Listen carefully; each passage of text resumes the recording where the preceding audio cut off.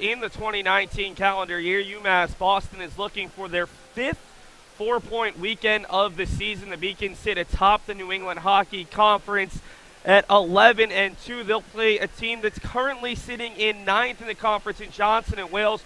Really the Beacons' last easy game on their schedule before they close out the conference season with 4 very difficult tests. My name is Seth Dorensky, joined by first-time colored commentator, at least here at the Edward T. Barry Ice Rink, David Wahlberg, the UMass Boston Sports Information Director. And Dave, after an up-and-down start to 2019, in which the Beacons split their first 3 weekends, this is a chance after such a good game last night against Suffolk to really play a complete 120 minutes, and that's what Peter Belisle is going to expect out of his team in a matchup in which, on paper, they have a huge advantage. Yeah, I completely agree with you. This is a game that Coach Belisle, on paper, knows his team can not only win it, but win it in a dominating fashion, and that's what they need. Last weekend with the Norwich game in Castleton goalie stood on his head. Beacons only got 1 goal. Norwich, they just couldn't get a goal to fall their way, but yesterday with Suffolk, Beacons came in. They gave up a lackluster goal for the Rams, but bounced back well, got a nice solid win, and then they want to really, I think today could be an exclamation point type of game for them. Take a look at the conference standings, and a big reason why all of these points are so important is because, Dave, with the top 8 teams making it, that first round game becomes so important to be a top 2 seed. You see UMass Boston and travel partner Babson, those 2 teams will finish the season with the home and home. You really want to be 1 or 2 because 3 plays 6, 4 plays 5. You really don't want to be playing, and a couple of those numbers are a little bit banged up. Hobart should be 5. Skidmore should be 6. I don't quite know how our graphics producer did that today, but you don't want to be in that matchup where you're playing a Hobart, a Skidmore, a New England College in the first round at home, because that's not a gimme game. And realistically, as well as this conference is done with the top 6, there's no guaranteed at-large bid for this conference. UMass Boston and Norwich currently sitting in 6th and 7th in the pairwise. That might not be enough to get an at-large bid, so you need to be getting at least the conference championship game, and you make your road a lot easier with the top 2 seed. That's absolutely correct, because especially with Babson being the home-and-home series at the end of the season, the Beacons need as many points as they can get right out of the gate, because that series could go 1 or 2 ways, and that's the regular season champion. Forget NCAA tournament, but when it comes to the New England Hockey Conference tournament, the home ice is crucial. And like you said, you don't want to be going up to Geneva, New York for a day trip. You don't want to be going to Saratoga Springs, New York for a day trip. You definitely don't want to be going to Kreuzberg. I mean, those are 3 hard trips and 3 very hard places to play. Let's take a look at the all-time series between these 2 teams. They've never played in conference play prior to this season when Johnson & Wales joined the NEHC alongside Suffolk University, their travel partners this season. The Beacons at 7-0, the only team they've had more success against in terms of not losing or tying, that's Bentley University, the D2, now D1 program that those 2 teams haven't played since I was a wee lad. Yes. The 1988-89 season. Yep. Beacons have outscored the Wildcats 37-18 all time. Right now, let's take a look at some highlights from last night's win. A 4-1 victory over the Suffolk University Rams with Chris Peters, the freshman out of Rochester, New York, recording his first career 2-goal game.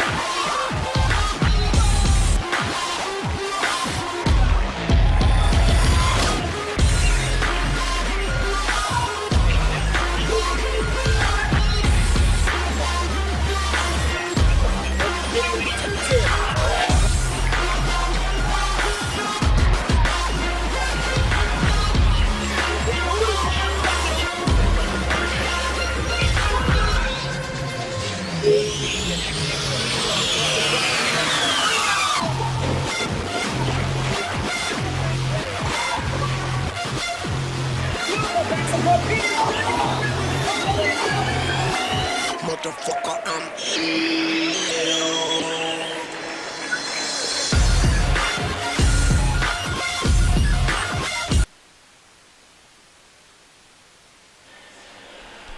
Welcome back to the Edward T. Barry Ice Rink, UMass Boston, Johnson Wales. Minutes away from the opening puck drop. Let's take a look at the team statistics for these two sides. UMass Boston, not only the second leading scoring offense in the conference, but also the number one scoring defense. The Beacons, 92.9% penalty kill, the best in the country. You look at Johnson and Wales, their issue this season, a bloated goals against average of 4, but just 2.2 goals against. They've been better defensively on the road, 3.31 goals against, but a minuscule 1.64 goals per, and that showed yesterday against Babson, in which they were outscored 5-1, and they were outshot by 49 goals, 63-14 in the loss of the Beavers. Yeah, Johnson and Wales is a team that over the few years we've seen them. They've never been an offensively powerhouse type of team. They just lack that Nolan Redler-esque player who's going to go to goal, score multiple goals a game, and they may get 1 or 2 goals, and then for them, that's all they think, that's all they can get, and they try to rest on their defensive play, which yesterday that wasn't the case. With Babson being an offensive powerhouse, they're just going to keep coming at you, and you can't win in this league. Rarely can you win with a 1-goal advantage, especially early on.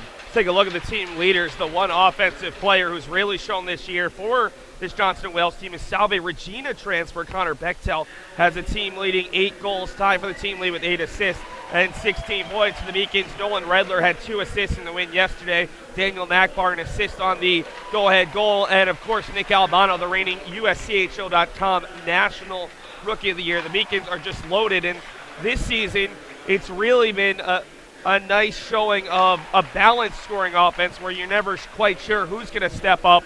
But with the exception of that game against Norwich, someone has stepped up with the Beacons scoring at least 1 goal in every game, except for that loss to Norwich last weekend. Yeah, Norwich playing at Kreisberg, for any team in the country, it is a hard place to play, and your whole game plan offensively sometimes goes out the window. Different sheet, the crowd, you have the 360 crowd around you. So it really messes with some teams and messes with some players. But like you said, other than that one blemish, the Beacons have found a different unit or a different player to take control every single game. Really quickly, we're going to show you our goalie matchup graphic and then head to a commercial break.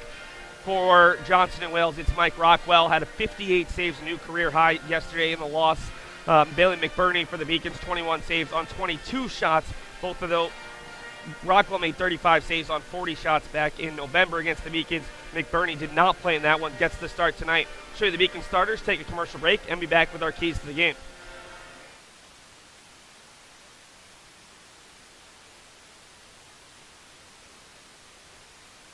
Nolan Redler, junior forward, Winchester, Massachusetts. Zach Ross, sophomore forward, St. Louis, Missouri. Chris Peters, freshman, forward, Rochester, New York. Brian Carter, senior defenseman, Hudson, Mass. John Bono, senior defenseman, Ingersoll, Georgia. Bailey McBurney, junior goaltender, Beverly, Mass. The 5-campus UMass system is the university that educates the workforce of Massachusetts. We recognize that we are truly here for a reason, and that recognition inspires us and drives us every single day.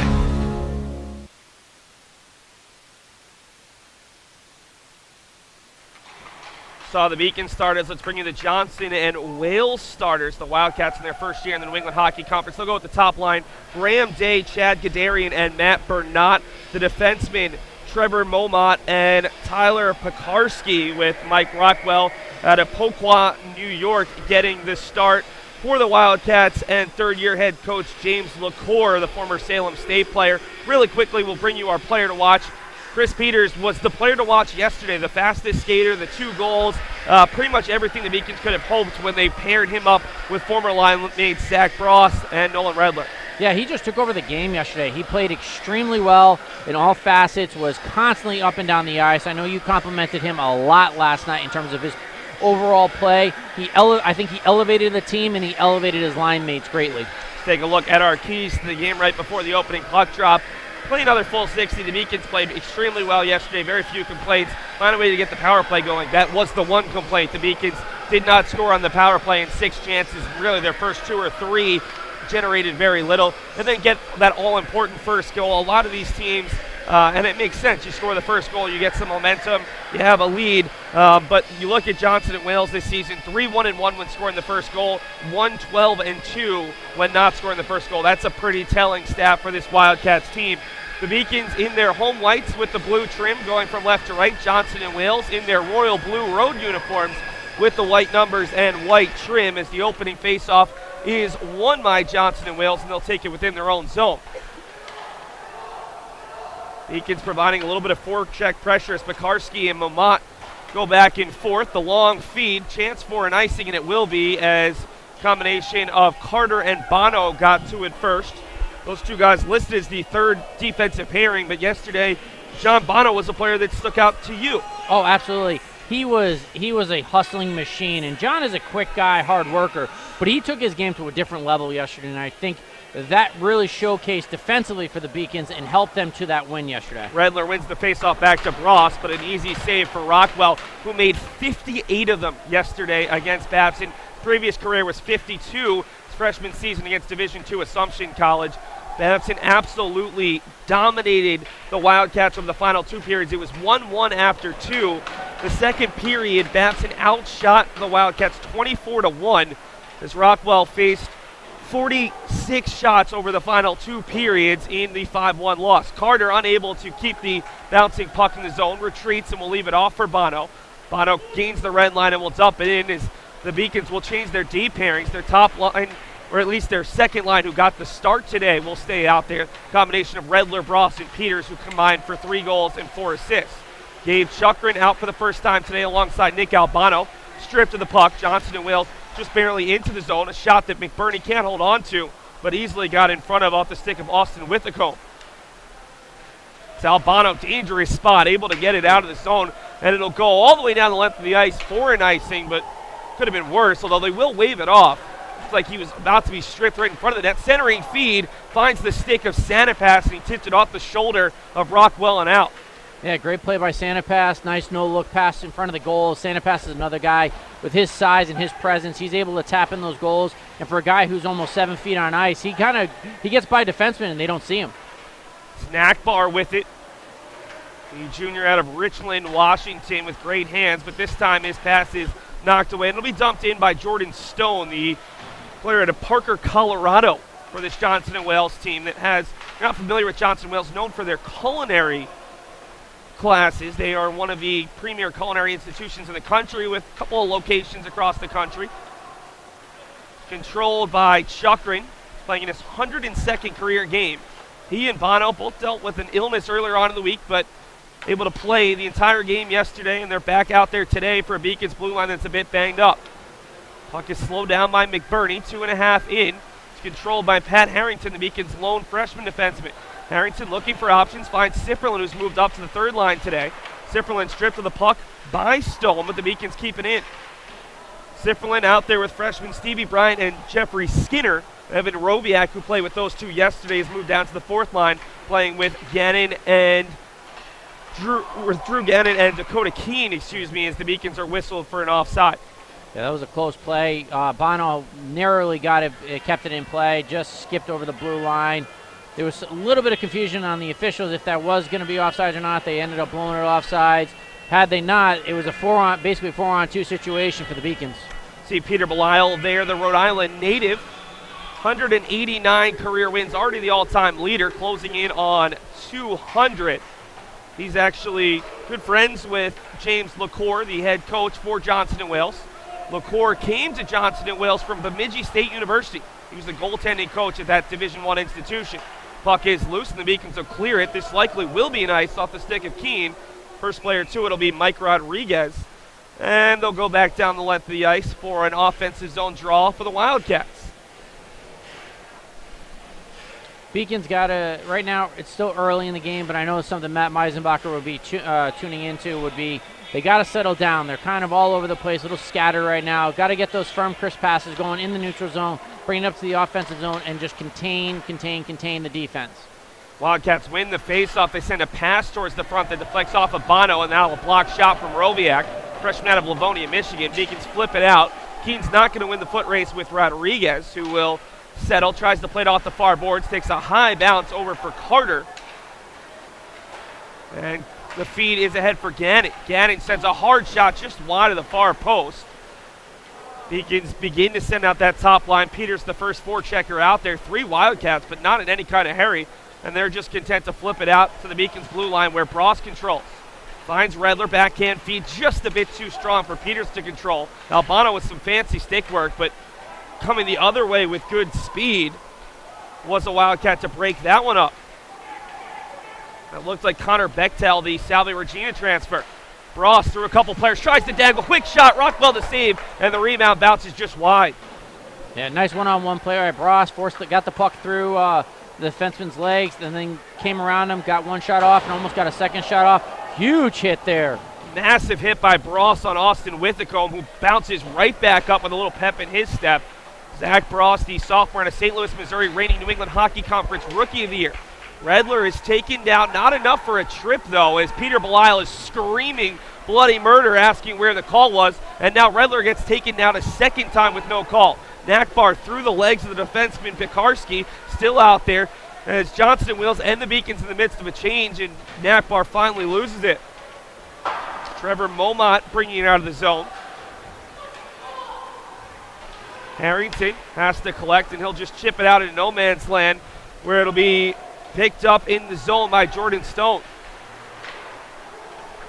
Stone D-to-D with Will Delverne, broken up and intercepted by Sanapass. Sanapass from the circle. Rockwell fought that one a little bit, able to make the save.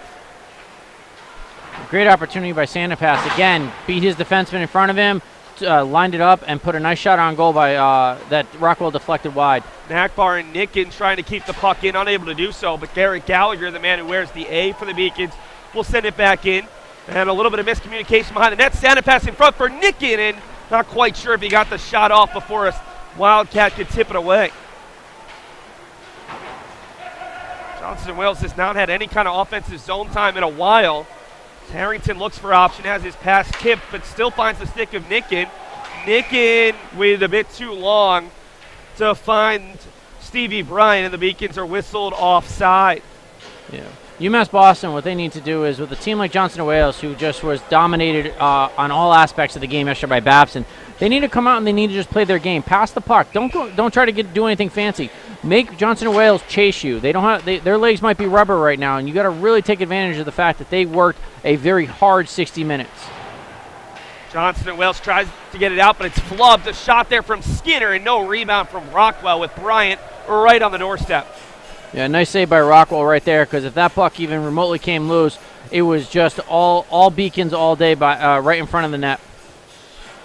Beacons will keep this third line out there. Tyler Sifferlin joining Stevie Bryant and Jeffrey Skinner. Bryant trying to win it over for Skinner. Instead, it's bounced around. Skinner out to the blue line for Bono. Finds the stick of Carter.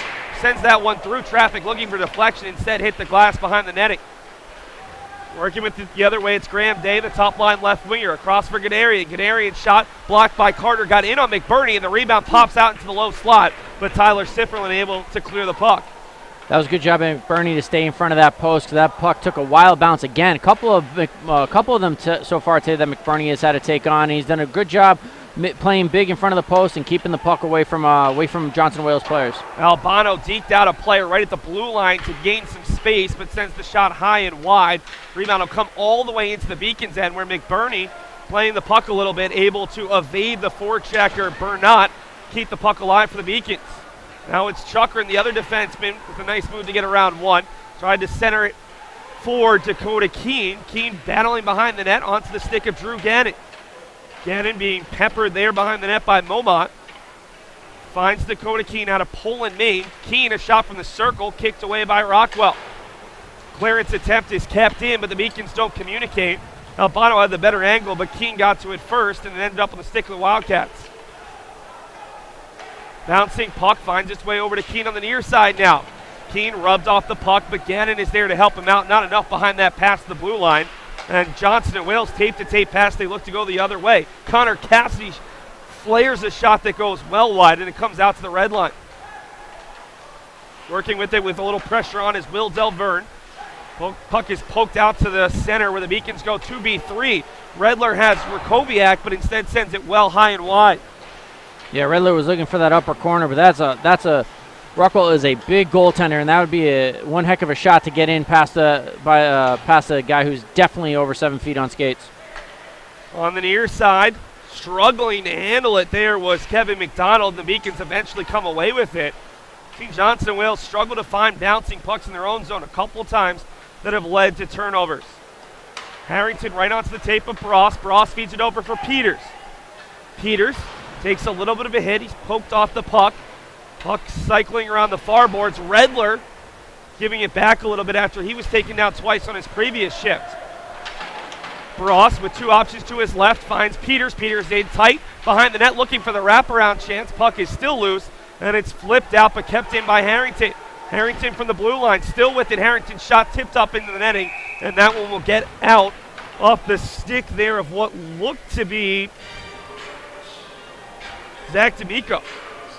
Yeah, good rotation by the Beacons on that. Peters moved the puck well, tried to do the wraparound. Redler was right in front as always. Redler's a guy you can always count on to be right in front of the crease. He's gonna draw some abuse from defensemen, but he was there just for the tip in, but Peters just couldn't slip the puck through. Beacons top line against Johnson and Wales 4th. Rockio wins the faceoff for Johnson and Wales. Good speed from the blue liner Momot to get it out of the zone, but that's as far as they go. Johnson and Wales hasn't really been able to gain any kind of sustained pressure. It's Nickin with Nakbar heading to the net. Nickin sends it in front, kick save, gets a rebound. Puck bounces through and Sanapass collects the rebound along the near side. Sanapass flares one wide. It'll be Carter the first one to it on the far side. Right onto the tape of Nakbar. He has Bono if he wants him. Instead he slides and looks to go back for Carter who bats it down like a baseball. Sends a shot high and wide over the head there of Rockwell, but Bono pinches in to keep it in. Nakbar somehow able to keep it alive for Bono. Bono sends a shot through traffic. Sanapass tipped it. Sanapass still fighting for it. Here comes Bono from the top of the circle. Rockwell just content to stay in front, not trying to handle his rebounds. Nakbar trying to get a turn, has options. Nakbar looking to get in front, finds Nickin. Nickin sends a shot that skitters wide off the skate of a Wildcat, and finally it's off the stick of Bono after what was a phenomenal shift for this Beacons top line. Yeah, Johnson and Wales survived one heck of a flurry on that play because Beacons were just coming from every angle, and it was just one punch right after the other, right after the other. Like you said, Rockwell just settled down and just tried to do what he could to deflect it wide. Gadarian, his pass got deflected right back at him. Backhand feed goes off the side of the cage, and McBurney will handle that and hold on with 9:49 to go. We're scoreless through 10 minutes. I think the Beacons probably have a heavy lead in shots, but the Wildcats able to kind of keep this a low-scoring game, which is what they're looking to do against one of the better offensive but also better defensive teams in the NAHC. Well, it helps seeing Babson the night before. You know how you have to settle in defensively because those two teams are very similar, and they know that they just have to prevent, and if they get an opportunity for a shot on goal, they'll take it. But right now, they're just in survival mode from start to finish. Beacons a bad turnover behind the net. Gadarian able to pick the pocket of Albano. Johnson Wills trying to keep the puck in the zone after the Beacons had a solid minute and a half of extended zone time. Working with it is Gadarian, who flips it around all the way. Picked up first there by Delverne. Back behind the net, who's there? Gadarian, the top line center. Aiming to get there was Graham Day, but he was poked off. Albano trying to come out from behind his own net right next to the post. He's done that a couple times. It hasn't really worked well as Albano loses his stick. Picked up by Skinner, and now Albano still without a stick is on the ice here. The Beacons don't have a stick with one of their defensemen. But he'll finally get off and replaced out there by Garrett Gallagher as the Beacons still fighting to get it out. Two Beacons collide, and Johnson and Wales will retain possession. Snap or not, up to the blue line. Working with it is Kevin McDonald. His shot's knocked down, and Gallagher's there to clear the zone. Gallagher will be the lead forechecker here, getting a little help from Jeffrey Skinner. Big hit from Gallagher. 8:38 to go in a scoreless first period. Connor Bechtel flips it back to his defenseman. Good forecheck pressure from Gannon. The Beacons are not giving Johnson and Wales any kind of leeway in their own zone. Puck flipped ahead. Robiak settles it, and Keene heads to the net. Robiak for a wide open Gannon, and the slot shot goes just wide. Had a little bit of space along the near post, but sent it too far wide. And now Gannon sends a low shot right into the left leg of Rockwell. Bono unable to keep that one in the zone. It looks like the Beacons will touch up, though. Yeah, Beacons are they're stretching the ice now a little bit. They're really starting to spread Johnson and Wales thin, especially when they're keeping the D lines on there for more than 30, 45 seconds. And the Beacons are just looking for that go-ahead goal, and it seems as though they think it's coming momentarily. Cassidy and Bechtel go back and forth. The puck ends up off of McBurney and out of the zone. Redler takes another hit just as he comes off the bench. Redler got a turn, but great stick work by Delverne to poke it away. Otherwise, Redler would have been in on net. Now Redler gets turned and nearly loses an edge. I don't quite know what the referees are watching with Nolan Redler, but it seems like he's done enough to draw one, if not two penalties, and every single time the referees do not blow the whistle. Yeah, in that play, the defenseman had Redler both his arms pinned behind his back, and he was struggling just to hold on to his stick, let alone stay on his own 2 feet. And Coach Belial is hollering for penalties. He just looked over at Redler. He said, "There's nothing you can do about it. Just keep playing. And if they finally give you a penalty, they do. If they don't, they don't." Our referees for today's game: Shane Smith and Michael DePasquale. Joe Mercadante and Steve Zanetti are our linesmen. Behind the net, it's Albano, able to feed it ahead for Redler. Redler looking for options, finds the trailer and Bross. Bross through the slot, now to the far circle. He'll wait for reinforcements, looking for the D coming off of the far side. That's Chukrin's shot that ends up off of Rockwell. Fell to the low slot, but there were 2 Wildcats, no Beacons in the vicinity. Johnson and Wales into the zone. Nice glove save from McBurney to deny Jake Glod, who scored the lone goal last night for the Wildcats. And we'll get an offensive zone draw for Johnson and Wales. Yeah, Beacon's got to be careful right now. You're noticing a little bit more pushing and shoving. I think it was Chukrin who got thrown into the goal right after McBurney made that save. Last thing they want to do is start getting into a penalty box competition with the Wildcats. They got to keep their heads on, stay cool, get the goals they need, walk off the ice. You don't want anybody getting hurt, and you don't want stupid penalties because that can really affect how this game is going to be played. Fourth line for Johnson and Wales. They've been trying to get that matchup today against the Beacons top line. The last time it really didn't work out well. Beacons dominated possession. Looked like they were going to have a goal, maybe even 2 goals, if not for the strong play of Rockwell. But head coach James LaCour trying to work this matchup against this Beacons line of Nakbar, Sanapass, and Nitkit. Puck is loose in the circle. The Beacons come away with it. 2v4 though, and Nakbar wisely will slow it down and try to open up the ice a little bit. He plays it back for Gallagher, who tried to dump it in. It was slowed down, and Rockwell thought about gloving it, decided not to, and it almost led to the Beacons collecting in a good area as it's dumped out of the zone. Nick Pezza the first one to it. Pezza out of Smithfield, Rhode Island. Puck is loose. McBurney had to make a save on the backside. Rocchio got to it first, and a backhand shot from point-blank range ends up in the breadbasket of Bailey McBurney. Yeah, he was questioning if he even had it. He looked back over his shoulder, and he kind of got forced along the ice with his teammate as the 2 Johnson Wales forwards just kept moving him along the crease. Fourth line for the Beacons. Well, actually, it'll be the third line against the top line for Johnson and Wales. Kadarian wins it back to his defenseman, Delverne. Down low, Bernat centering feet in the circle, and a hard shot goes just wide. Great look there for the Wildcats, but the look just a little bit off the mark. That was Max Dorfman getting a rare shift. Dorfman out of Copper City, Tennessee, making his 13th appearance on the season. He's the extra skater. In the slot, shot goes a little bit wide, a deflected effort from Tyler Sifferlin. Look from Albano is tipped wide, centering feet in front, and somehow unable to put that one home from in tight. That was Jeffrey Skinner all alone in front, but his shot went right into the chest of Mike Rockwell. Albano tips it and keeps it in, but it's tipped right back out and it'll be out of the zone. Rockwell, an imposing force in net, 6'5", 180. Long stretch feed, finds the tape of a player. That's Connor Bechtel, who's listed at 6'3", 200. Remember, Salve last year made it all the way to the NCAA finals, so Bechtel, player who maybe was just looking for a little bit more ice time, but certainly a guy who's coming from a very talented program, another one of those Rhode Island programs in Salve Regina. Yeah, Salve Regina is a program over the last 5 years has really transformed into a New England powerhouse, and that was a testament to their ability to make it to the national championship, very much like the UMass Boston story from 2016. Team that's really not well known in college hockey at the Division III level came in and made a lot of noise. Shot from the blue line, hits not one but two different Beacons. Kept in, shot from the circle, just wide. Really good effort from Austin Withacombe, but he couldn't put it on target. Gannon loses it right at the blue line as he entered the zone. Beacons come up with a turnover in the neutral zone. Now to 5:07 in what's been an entertaining but scoreless first period. Good work from Keene to avoid a potential icing, and he nearly got a shot off there. It's Gannon who loses the puck. Keene and Gannon going down nearly at the exact same time on different parts of the ice. Bringing it the other way with a little bit of time and space is Johnson and Wales. The Beacons will just content to throw it out to the neutral zone. Working with it here is Mike Rodriguez. Rodriguez slows and loses the puck. Robiak has Redler to his left, didn't realize it. Robiak trying to battle his way through two players. And that's a situation where the Beacons did not take advantage of numbers.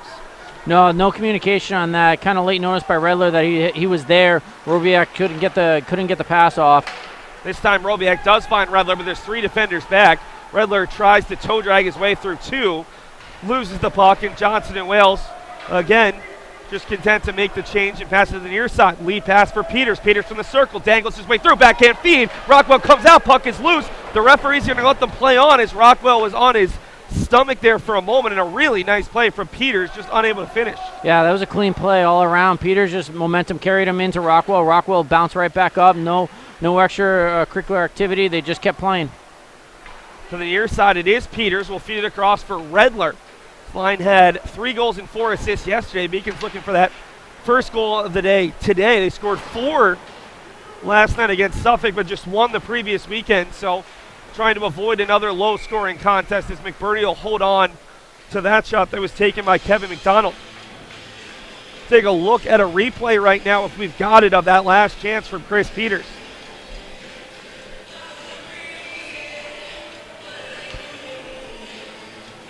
Yeah, you see Gallagher finds Peters wide open. Peters has a nice toe drag, goes to the backhand. Rockwell just comes out, takes Peters out cleanly to prevent the puck for any rebounds, and then just the Beacons collect the puck, but Rockwell recovers. Off a one face-off. That's a little bit too strong there. Steven Rocchio trying to find his blue liner. That was Momont, and it comes out. Puck is loose. Snack bar to the near side for Nicken, who lost it amongst his skates, able to regain the puck and finds Chuckrin right into the chest, and we've got a stoppage with 2:55 to go in period number 1.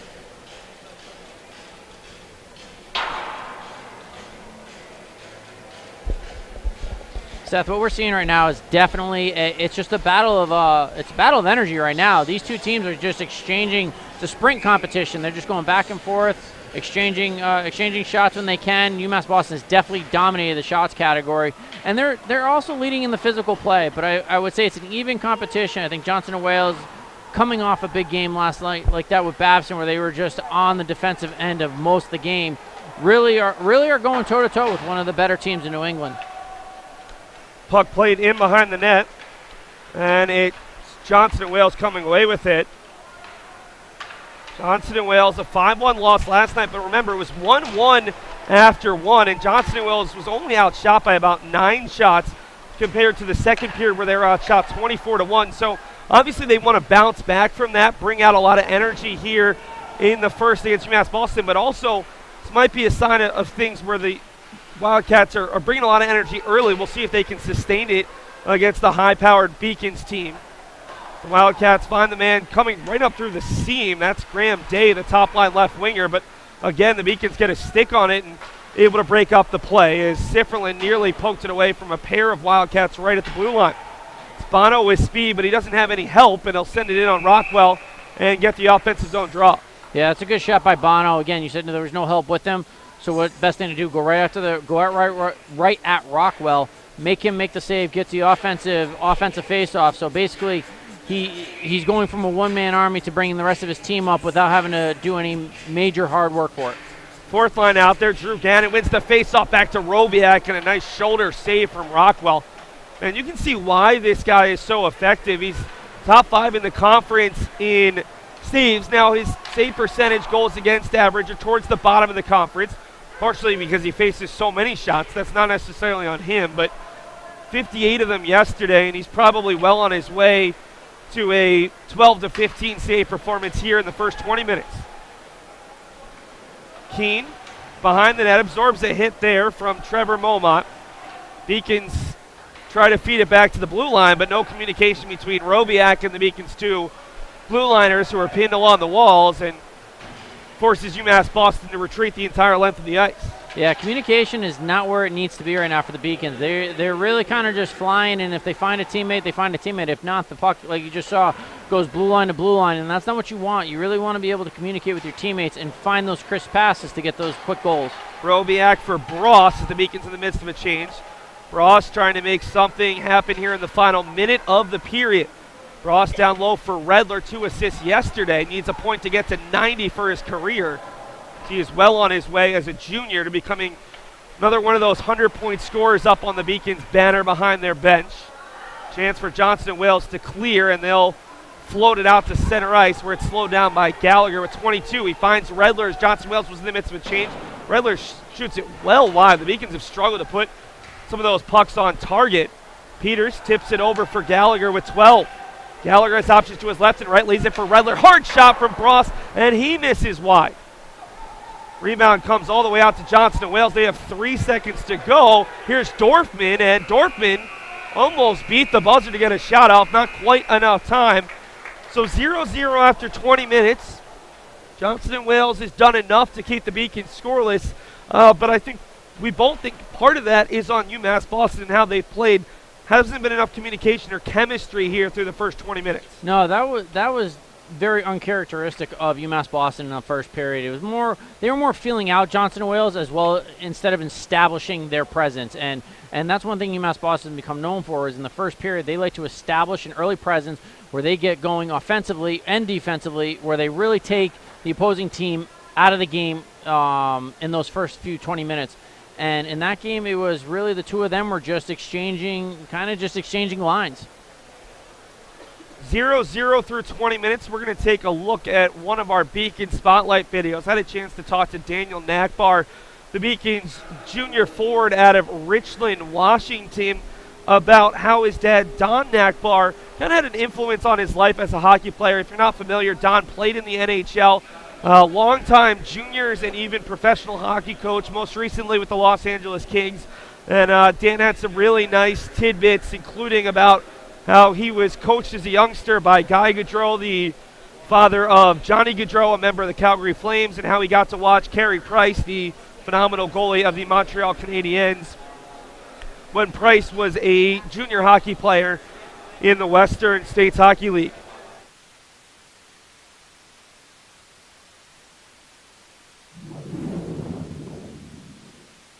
Yeah, having my dad in hockey has been big for me. I was born in Seattle. At that time, my dad was coaching the Seattle Thunderbirds. For anybody that doesn't know, they're a team that plays major junior hockey in Western Canada, out of the Western Hockey League. I grew up majority of my life watching major junior hockey, specifically the Western Hockey League. I lived in Eastern Washington with him coaching hockey.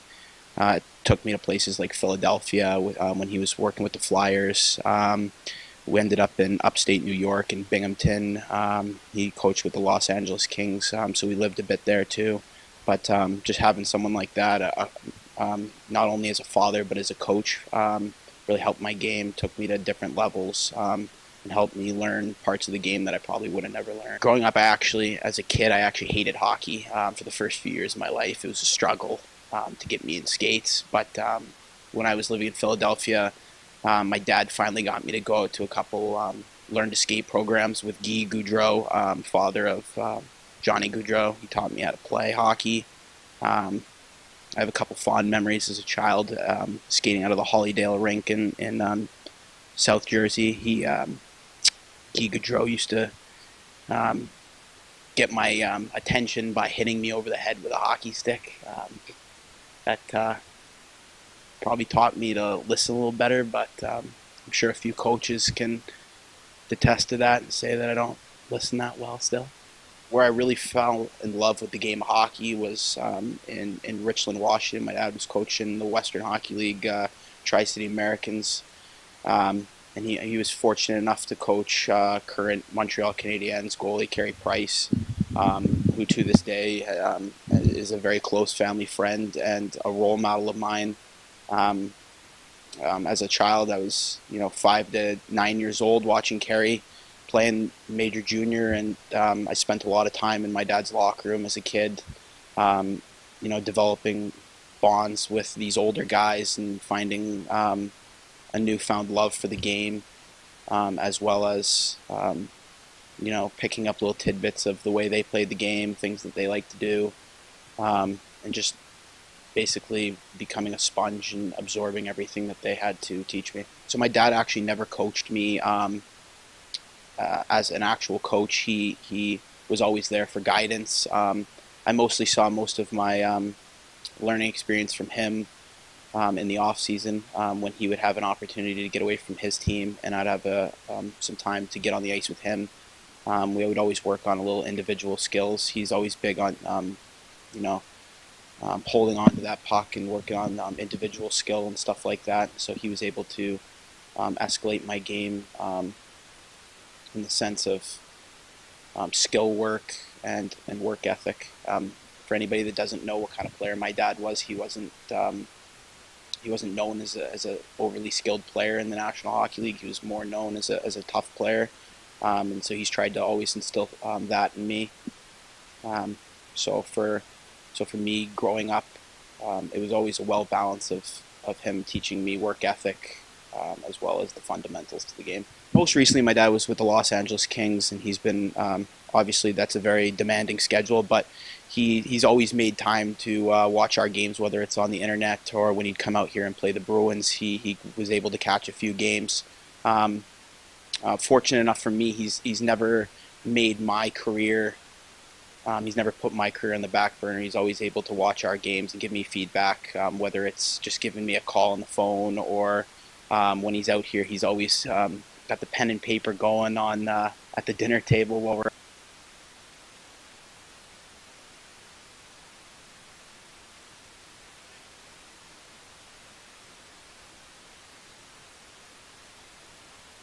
out at Lincoln Tavern in Southie. He's drawn up plays, things I should have done here, things I should have done there. And like I said, it's all about being a sponge and just trying to listen to everything.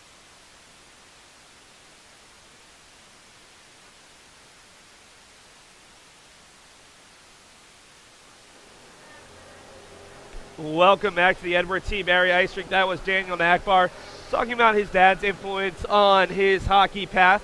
Never coached him, but always has some instructive things after watching the game. Daniel, a good first period, although the Beacons unable to score. Nakbar was credited with no shots in the period. The Beacons with 15 total. Take a look at the team statistics through 20 minutes of play. 15 to 6 in shots. Johnson & Wales actually led in faceoffs 9 to 6, and no penalties, although I think both of us thought there could have been one or two either way that the referees let go. Yeah, I think looking at the statistics, the 15 to 6 shot difference, it is what it is, but I think the face-offs stand out a little bit more to me. It just shows that UMass Boston is not winning the most key part of this game. You want to win these face-offs. You want to contain Johnson Wales, keep them in their end, tire them out early. The longer they go without UMass Boston scoring, and if they get one, then it really becomes harder and harder for UMass Boston heading into the third period to end a scoreless drive or to have to come from behind. Well, let's take a look right now around the rest of Beaconville. The women's hockey team earned a win earlier on today. It was a nice victory, 3-0 over Salem State. Goals from 3 different players.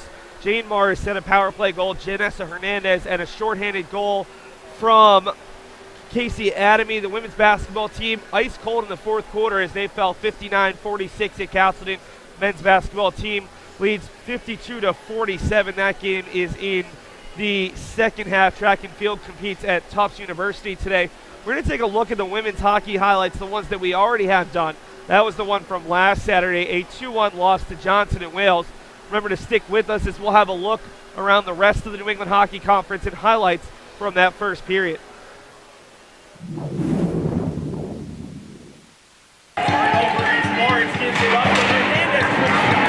Nolan loses the keys up in the sword.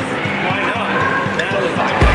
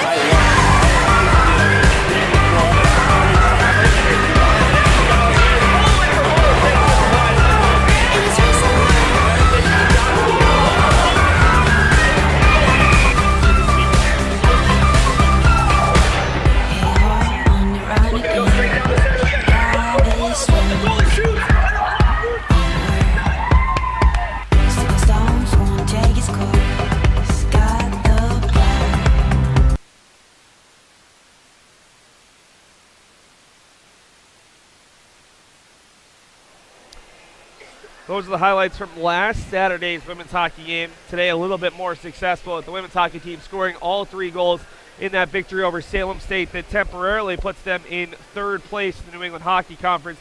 Beacon's men's team sits in 1st place overall, trying to keep it that way.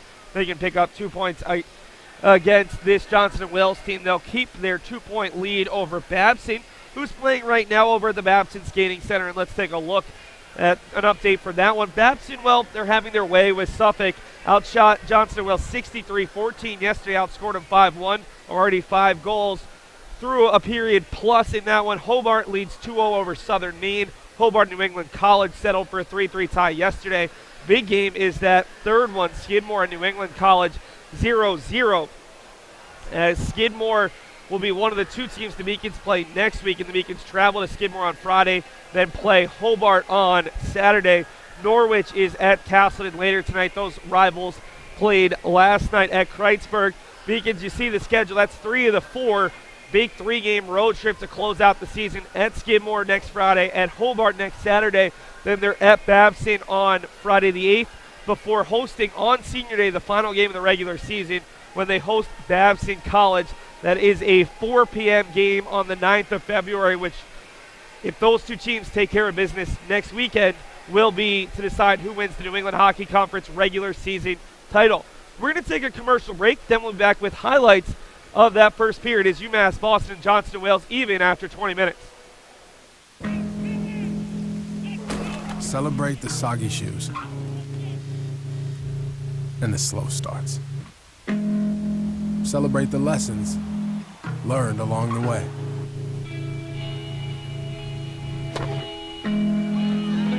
These are the wins. Not the shiny, nail-biting kind. These are the last a lifetime kind.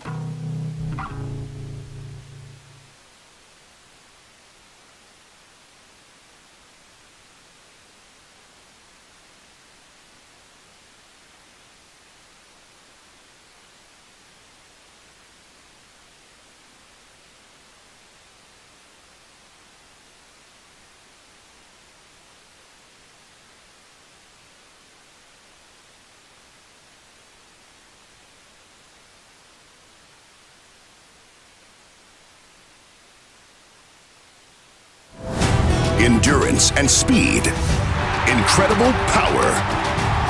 This trophy is not given, it must be earned. The NCAA Division III Men's and Women's Indoor Track and Field Championships, March 8th and 9th at the Reggie Lewis Center in Boston.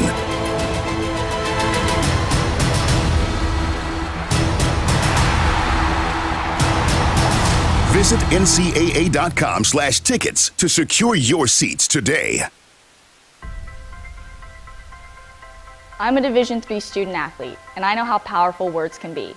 The term gay doesn't mean stupid, lame, or less than. So I pledge to speak up if I hear the term gay used in a derogatory way or any other homophobic terms. If you can play in Division III. I'm a Division III student athlete, and my teammates unconditionally accepted me as part of their family. So now I pledge to do the same for others. If you can play in Division III.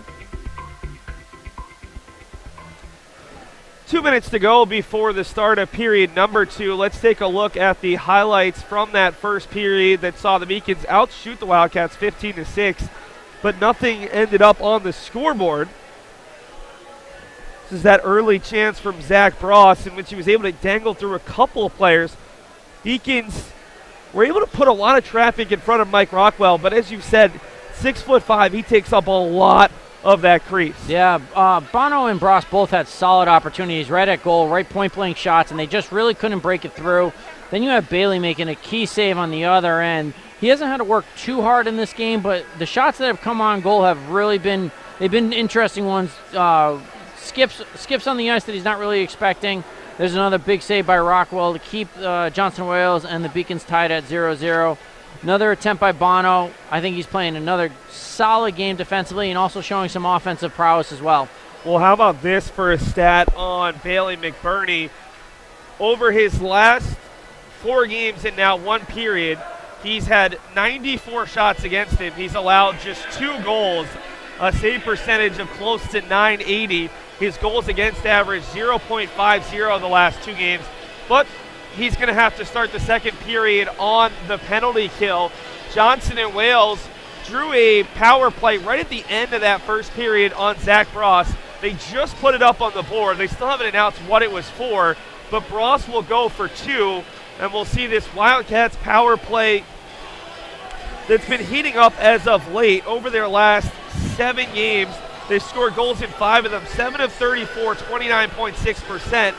Much better than their season average, and this is kind of what you need when you only have 5 shots in the first period to get an opportunity like this, even if it is on a clean sheet, like they'll start with in the second period. Yeah, this is a tough spot for any goalie.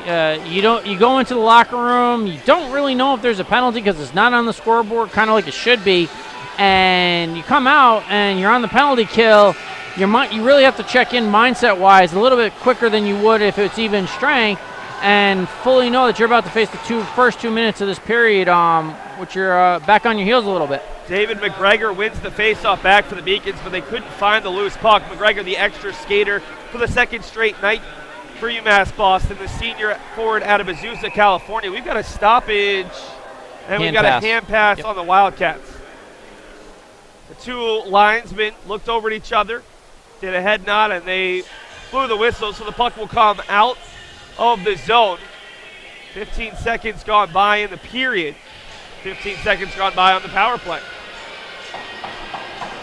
It'll be McGregor once again against Bernat, and McGregor chips it forward.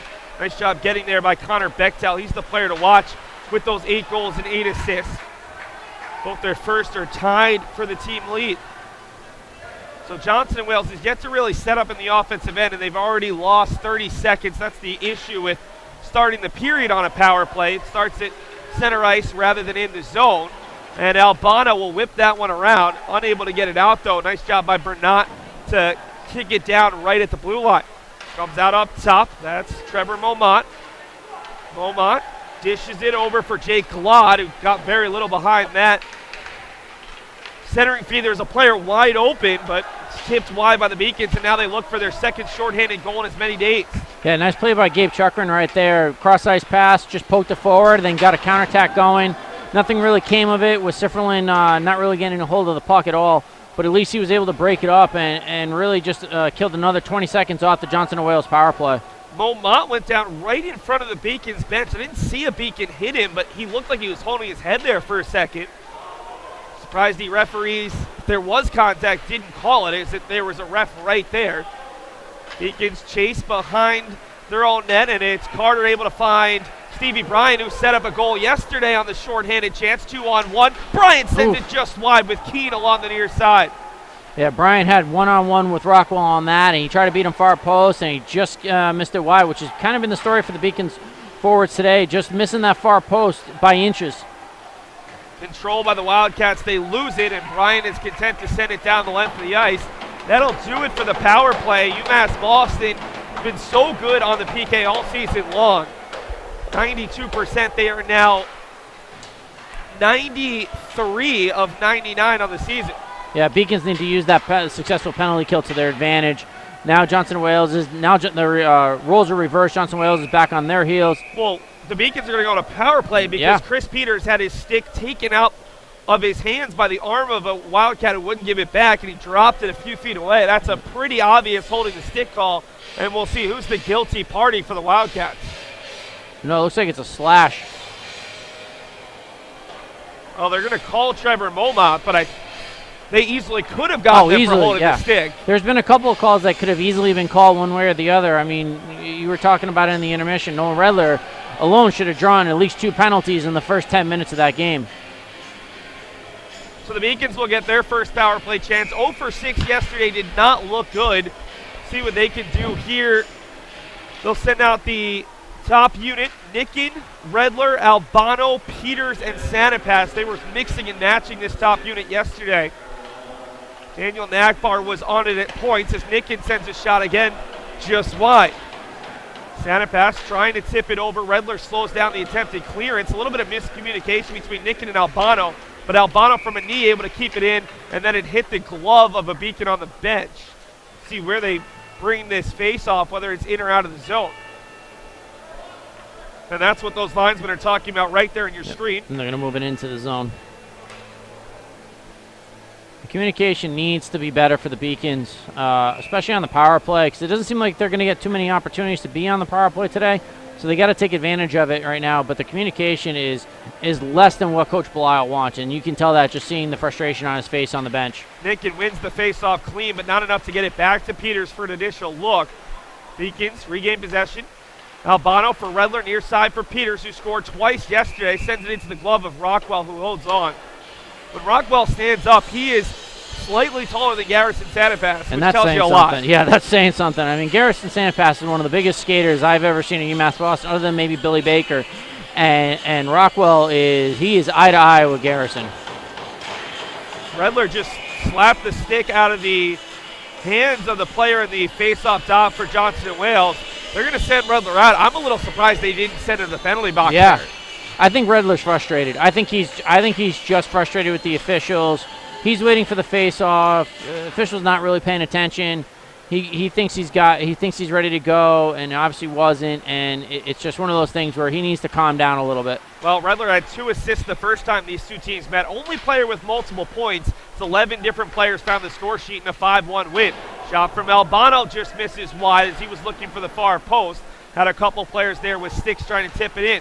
Redler to the blue line for Albano. And down low for Sanapass, who's given space. Sanapass tries to get out in front, rebound loose, and it'll be picked up by Albano at the top slot.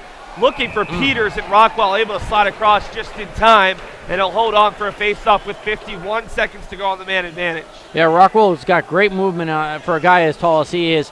He went from the far side, didn't really see where the puck was. Nice pass over to Peters from Albano, and Peters put a nice one-timer on it, but Rockwell was able to get over. He just used his big legs to push over from one side to the other. Very different looking second power play unit for UMass Boston today. Nakbar and Bross, who are on the first unit, along with Bono, who typically doesn't play on the power play. The lone holdovers are Skinner and Chukrin, is going to have to play a little bit of defense here as it came all the way out to Withico. McBurney plays it, and we'll get it over to John Bono before he retreats to his own net. Down to 35 seconds on the man advantage. Bono unable to stay onside was Bross, who can't believe it. He was trying to hold on to the blue line, but unsuccessful. We'll get a face-off just outside the zone with 32 seconds to go on the Beacons' first power play chance. Yeah, Beacons, again, they're just kind of no real organization to what their game plan is right now. They're just trying to get the puck, and they're struggling to get the puck in their own offensive end, and it's really just not a clean power play for the Beacons. Bouncing puck finds Bross, who absorbs the big hit but stays on his skates. It's Nakbar for Chukrin with 20. All the way across for Bono. Shot gets knocked down through traffic and it makes its way all the way back to the boards. And the Beacons are going to go back on the PK as they are going to be whistled for a trip. And it'll either be Nakbar or Skinner, I believe, heading to the boxes. Johnson and Wales are in their second power play chance in about 5 minutes. It'll be Skinner for the first time tonight. So after 4-on-4 play for the first 20 minutes, we've only seen power play time for the majority of this second. The Beacons will be 4-on-4 for 10 seconds before heading back on the PK, which will be their 100th PK of the season, looking to go 94 of 100. That's impressive. It really is. For a team that doesn't tote itself as a very physical team, but they get the fair calls against them for the most part. They have done a tremendous job this season. It's a testament to Corey Schneider and Coach Belisle about how they work their defense, how they work the penalty kill, and it's really made UMass Boston stand out more even as a defensive team than it is offensive. Beacons in the top 10 in goal-scoring defense. Probably the first time in the last 5 years the Beacons have had a better goal-scoring defense nationally than their goal-scoring offense, which is in the top 15.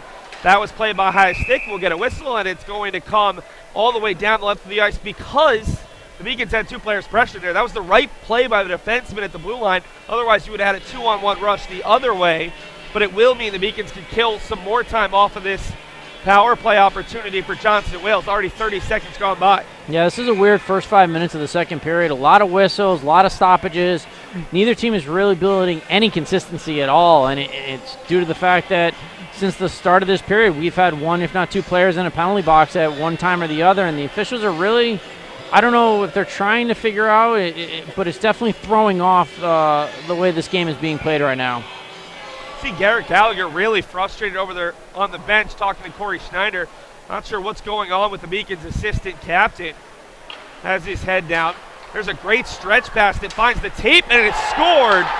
Beautiful goal there from Ryan Sate, and the Beacons caught off guard. The long stretch pass leads to a power play goal, and Johnson and Wales leads 1-0. Yeah, he just slipped in right behind Albano. Albano didn't even hear him. There was, again, no communication at all. It is pin drop quiet on the ice right now for the Beacons.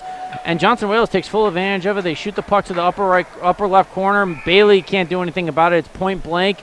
And Johnson Wales gets that decisive 1-goal advantage. See the long stretch pass in Sate on his second stride. That one might have actually deflected off of Albano to make it even more difficult. That was a really nice finish from Sate. His 4th goal on the season for Ryan Sate. The senior out of Jackson, Michigan, 19th career goal to go along with 19 career assists. Plays out there on the 4th line, but scores the power play goal, just the 7th the Beacons have given up all season. Beacons penalty kill, which was at 95% throughout most of the first semester. It's only been operating about 84% the last couple weeks as we've got an icing. At least the original call was icing, then the linesman waved it off, and this one potentially can be waved off, although we'll see what the referee, Michael DePasquale, has to say with the Johnson Wales coaching staff. Yeah, that was a little bizarre. He had one wave it off, the other one called the icing. Again, just a very weird first couple of minutes of the second period.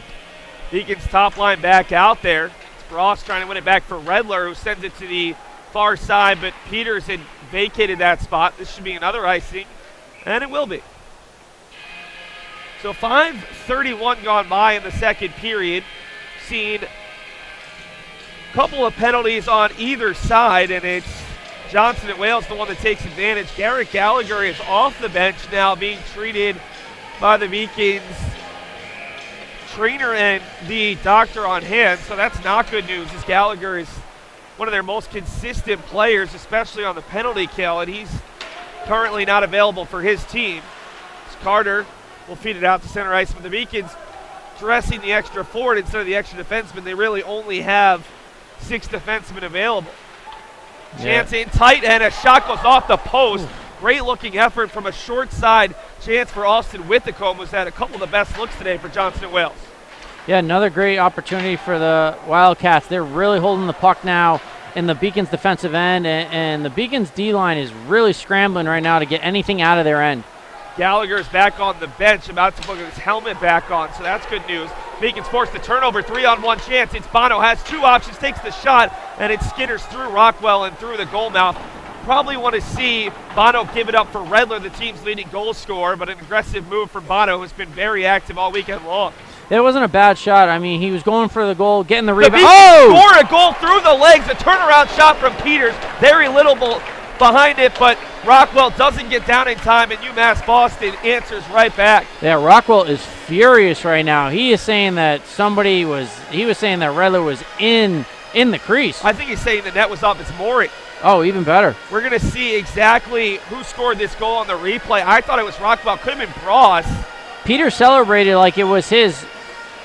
Just an innocuous little shot. You see on the replay, and it's going to be Peters who just kind of turns, throws it. Rockwell I don't must see be it. complaining about the net in some way because there was no one. Yeah, there's no one near him interfering with him in any way. Yeah. So Peters, who scored twice yesterday, will pick up his 7th goal on the season.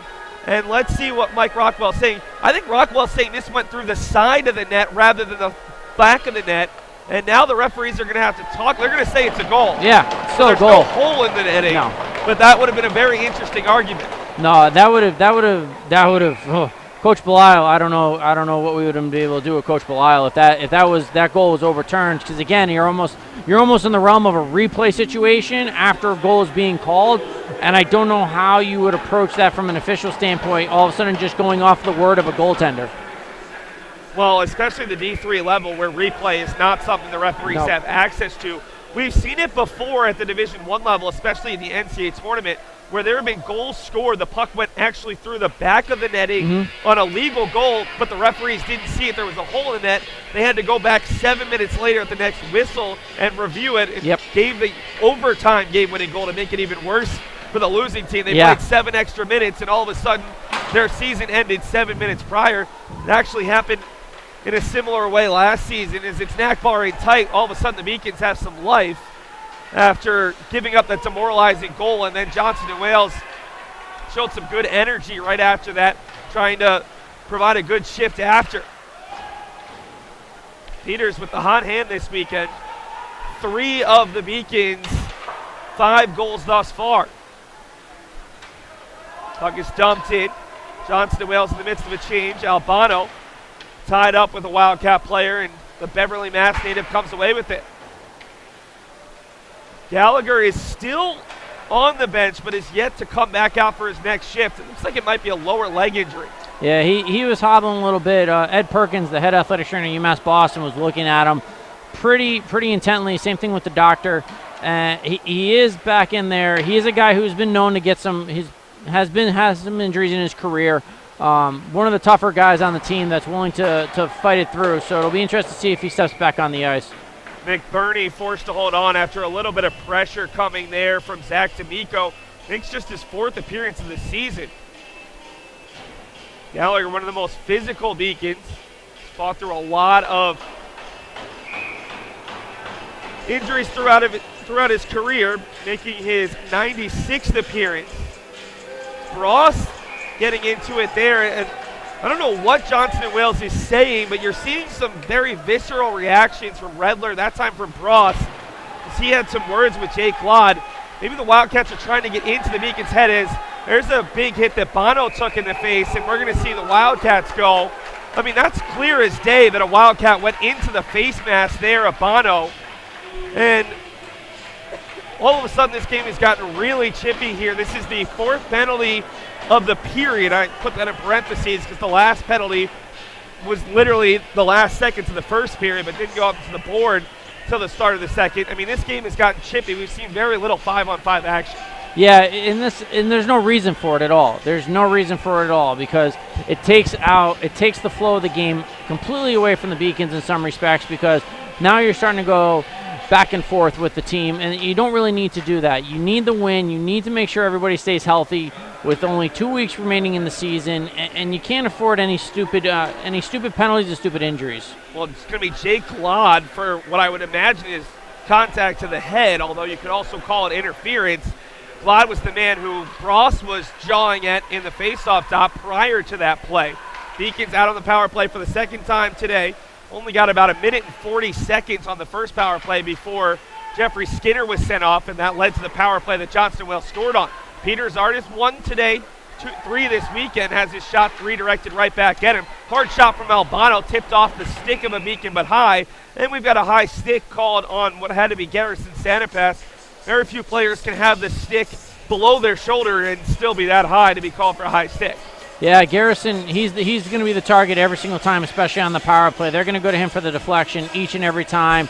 And Albano's generally the number one guy dumping the puck in to Garrison. And like you said, Garrison's the only guy who, if his stick's at shoulder height, it's over most players' heads. Beacons on the season now 18 of 100, pretty easy number, 18%, whereas their penalty kill sits at 93%. 11:05 to go in the second period. Both teams have scored. For UMass Boston, it was Chris Peters at even strength on the opposite side. Ryan Sate, a power play goal. Redler, shot goes right into the body of a Wildcat defenseman. Beacons lose it, a chance to clear, and we're not unable to do so. Good stick work by the Beacons. Albano down low for Redler, who couldn't handle the pass. He'll cycle it along for Peters. Peters immediately met by pressure, and he'll send it right back down low with 45 to go in the period. Redler to the blue line, but Albano had pinched forward, and it'll come down into the Beacons' end where McBurney will slow it down. Johnston Wells in the midst of a change, just out of the reach of Peters, and the Beacons are going to be whistled for an icing. So it goes from bad, sending it out of the zone, to worse, giving the icing, and that is going to really put the pressure on this Beacons power play with just 32 seconds left. Yeah, I mean, it's like, I don't know what happened from yesterday to today, but it is a completely different team on the ice in terms of fluidity. I mean, they're sending cross-ice passes on the power play that's finding literally that pass wasn't even close to anybody. Ross wins the face-off forward, and it works out for the Beacons. Nakbar handles it in the zone on the pass from Skinner. Cross-ice for Albano, who nearly lost it. Beacons still have 20 seconds after the nice face-off win. Albano, though, struggling to find it, and he gets knocked to the ice, gets some help there. He'll head off behind the net. Good stick work here from Skinner. Skinner back and forth with Nakbar, but Skinner loses it. Tons of time to clear, and they'll get it as far as the red line. That was Dorfman with the clear, the extra skater. Bono, who drew the penalties, we're back to 5-on-5. Bono's shot tipped up into the netting, and that'll be off of McDonald and out for an offensive zone draw. Yeah, Bono, again, I'm just really impressed with his effort. Like you said, drew the penalty, comes on, immediately goes to goal. He as a defenseman, he's got good vision, and so it's impressive that he's starting to use that as a more of an offensive skill as what he usually does, where his normal skill is just dink it off the glass and have his forwards clean up the mess. Fourth line gets their first shift in a while. That group doesn't see as much special teams time, especially on the power play, so this is the first time they've been out full strength. Long pass finds Keene. The other two skaters head to the center of the net. There's Keene, who sent it off one of a number of bodies in front of Rockwell. And the cross-ice pass right onto the tape of Sate, the goal scorer. Sate on the far side, high shot goes well wide, and the rebound will come all the way out to the neutral zone where it's picked up by Jordan Stone. Bounces around and settled by Sate. Sate picked up his fourth goal of the season, wide open in the slot, and Gabe Chuckering got in front of that look from Nick Pezza. Gannon right to the tape of Tyler Sifferlin. Beacons begin to send out that third line. Robiak, a centering feed that will come all the way out for Gannon. Gannon for Chuckering. Chuckering shot catches Rockwell. Then you could hear it from up here off the loud rebound. Chuckering for Harrington down low for Sifferlin. Sifferlin has help in Gannon and will leave it off for him, but it'll bounce right back for Tyler. Up top for Gallagher, who's back out for the first time in a while. Has a shot wide. There's a stick that was broken there. I believe it was a Beacon stick. You can see it in two pieces. That's Robiak's stick that is in two pieces. Again, didn't take a shot to break it, so I'm a little surprised that maybe there wasn't a slashing call. Not that I saw it, but typically when an offensive player breaks his stick, it's pretty evident on a slap shot attempt. Nick in with it from behind the net, looking for the baseball swing of Sifferlin, but he whipped. Up top, it's Gallagher, sends a shot through traffic, puck's loose, and Rockwell covers up at the edge of the blue crease. That was much better by the Beacons. A lot more consistent, working the puck around, not taking just pointless shots. They were really trying to find the open man. Credit to Johnson and Wales defense, though. I mean, they're really hunkered down. They're holding strong in front of Rockwell, and Rockwell's been solid. He really has. He's really done a lot. He's carried this team. I mean, we could be in the same situation Suffolk's in at Babson right now, and they could be down 4 or 5 goals already. So, credit to them. Rockwell's been a rock wall. Yeah, there you go. 58 saves last night, a career high. He hasn't had to make quite as many here tonight at the Edward T. Barry Ice Rink, but he has played well. Albano looking for options, and he'll dump it in close enough to net that wouldn't have been an icing. Santa pass trying to battle behind the net out there with Nicken and Nakbar. Cycle to the far side. Bross has already come on for the Beacons top line. Now a chance to go the other way with speed is Connor Bechtel, top scorer on the team, sends one just wide of the near post. McBurney might have gotten a piece as it went by. Shuckran and Bechtel. Bechtel centering feet near post. Nice and save. Unable to get a look off his Cassidy. And now a shot through traffic gets knocked down. Puck is still loose. And it's picked up by Santa Pass, who has Nicken leaking out. Looks for him. It's just long, but Nicken's going to win the foot race to avoid the ice. Ross takes a slash across the knee, still working with it. Gets the turn. As going down in front of him was Dorfman. Ross behind the net, ends up off of the net. Otherwise, he had a wide open Nicken. Shuckran comes forward, evades the first player who falls to the ice. Centering feed goes off of Rockwell. Puck's loose in the slot. Santa pass the turnaround shot, and Rockwell holds on. Great hustle by Gabe Chuckran to get that the puck off the Santa pass, but even more credit to Santa pass because not only did he get the shot off loose puck, did a turnaround, hit again, and as you call it, a spin and Rooney, turn around, hit it, and Kid made the save. Beacons will now get that second line out there in full. Bross, who's already probably had 30 to 40 seconds of zone time, will be joined by Peters and Redler along with Carter and Bono. And again, we've seen this happen a lot. They've been throwing players out of the faceoff dot. Bross replaced by Redler, who's unable to win the faceoff against Brian Colburn out there on the third line for Johnson and Wales. Bono working against Jake Glod, who scored the goal last night against Babson. And, well, strong hit there on Zach D'Amico, who ends up on his knees. Beacons trying to clear the zone, but Carter's pass is knocked down by Colburn. Puck loose at center ice, sent skipping wide of McBurney on a tough short hop. Peters hard off the boards, just content to get it out of the zone. Giving chase and getting there first for the Wildcats is Kevin McDonald. Puck is poked loose. It's Peters already with one, leaving it for Redler. Puck's loose, and it bounces over the stick of Peters, who easily could have had his fourth of the week. Just missed it. Nice little back and forth give and go with Redler and Peters. Last second, Redler, non-selfish play, finds Peters, and then just takes that little skip right over his stick. Seen really good chemistry out of this second line all weekend. They've had a tremendous weekend across the board. Easily could have had a few more. That long pass is going to be an icing. Redler looked to be pretty close there, but again, that player safety rule they're focused on. They're going to give Johnson & Wales the benefit of the doubt, and it'll come down the other side. 5:45 to go, 0-0 after 1-1 after 34 minutes. And right now, Johnson & Wales is doing everything they want in terms of keeping this game close and putting the pressure on the Beacons as the home team and that top team in the conference right now. Beacons might be the team gripping their sticks a little bit tougher than Johnson & Wales is, who's looking for the upset.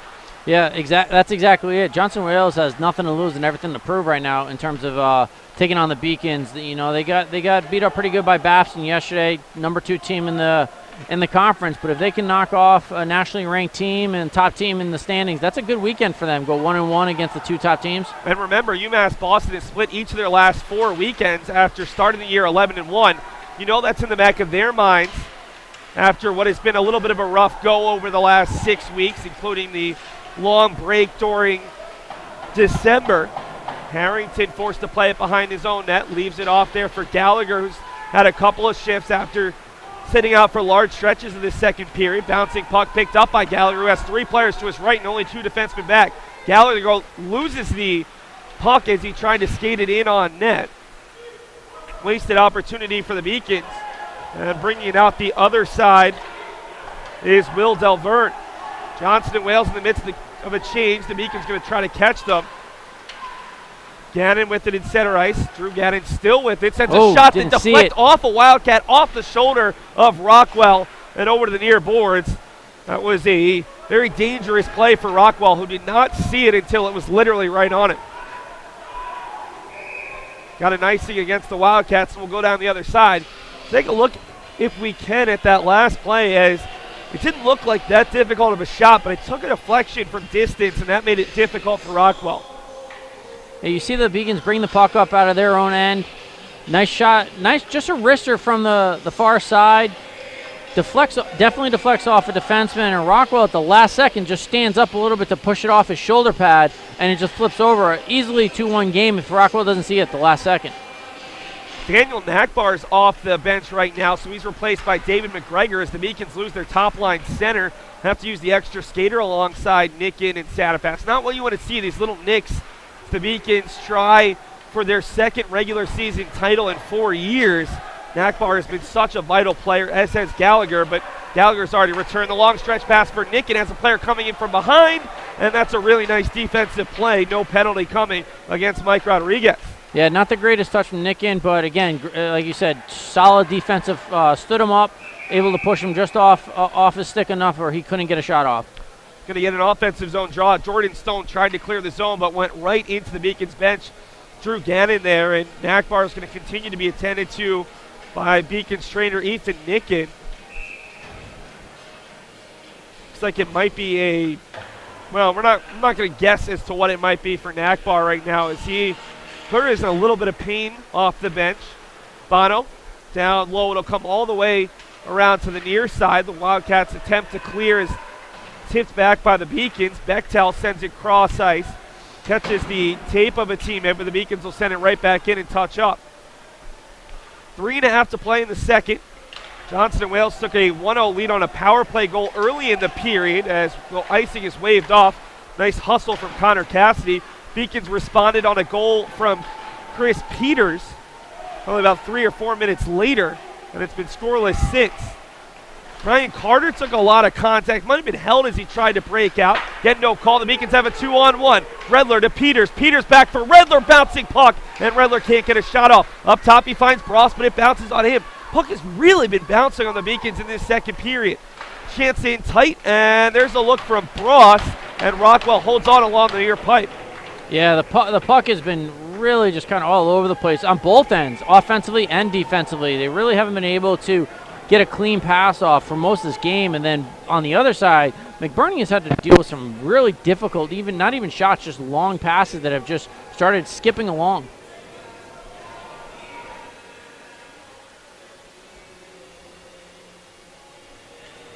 .254 to go in period number 2. The Beacons will send out the third line. Bryant, Skinner, and Sipperlin with Gallagher and Harrington. Be the third line for the Wildcats as well, as Colburn wins the faceoff. Johnson and Wales has done a really nice job in the faceoff dot tonight. Colburn, the Cumberland, Rhode Island native, won that one against Bryant. With speed, it's Jake Glod. Glod tried to center it, but his pass was knocked away. Behind the net, it is Glod once again with 2:35 left in the period. Harrington gets badgered by a couple players, but gets help from Gallagher, who takes a high stick to the head and then gets knocked down to the ice. So there's a delay penalty upcoming, but the Beacons are going to try to get McBurney off and get that extra skater. Skinner with it. He'll slow down. Quick shot right into the body, and the Beacons will go on the power play for a third time today. 0 for 8 on the weekend. See if they can get that all-important first power play goal. Yeah, they got Dorfman for a slash. And Redler and Dorfman are jawing. I mean, It was a really obvious call on Dorfman. Clearly, you saw it. Gallagher had the puck, took the stick to the helmet, and made a pretty obvious reaction. Then Dorfman knocked him down. Yeah, but the stuff after, I get it. It's hockey. You know, you're trying to you're trying to intimidate a little bit, but there's almost too much jawing right now, and in a tie game, not worth it right now. It's different if you're up by a lot and you're comfortable, but right now you can't afford a Redler to go in the box for 2 minutes for unsportsmanlike conduct. They're going to call it a slashing call as Redler's shot is tipped wide of the net. Albano, Nickin, Redler, Sanapass, and Peters out there, the Beacons' top unit. Nickin slides it over for Peters. Peters from the far side.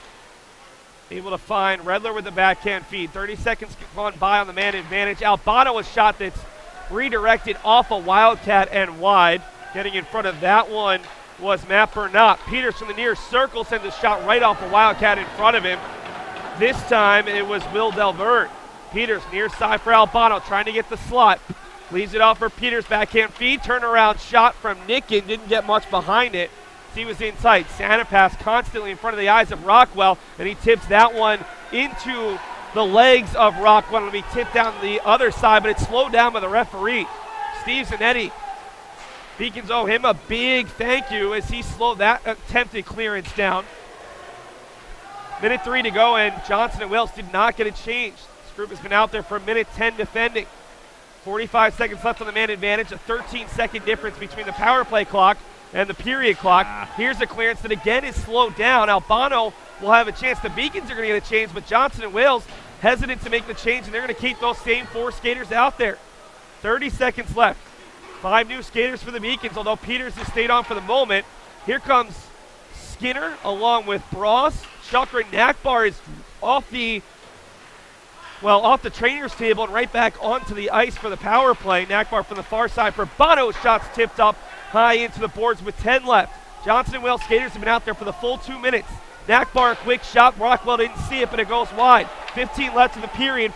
2 seconds left on the man advantage. The player comes out. The Beacons still have it. Here comes the skater. It's Nakbar for Bono. Shot hits the stick of Rockwell, who never saw it. Still 5 seconds left to go. Very tired skaters for Johnson and Wales. Trying to get a shot up and sending it high there was Bross, and that'll do it.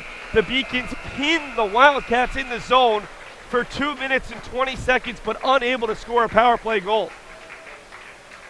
Yeah, I would say despite not scoring on that power play, that was the best power play showing they've had all weekend.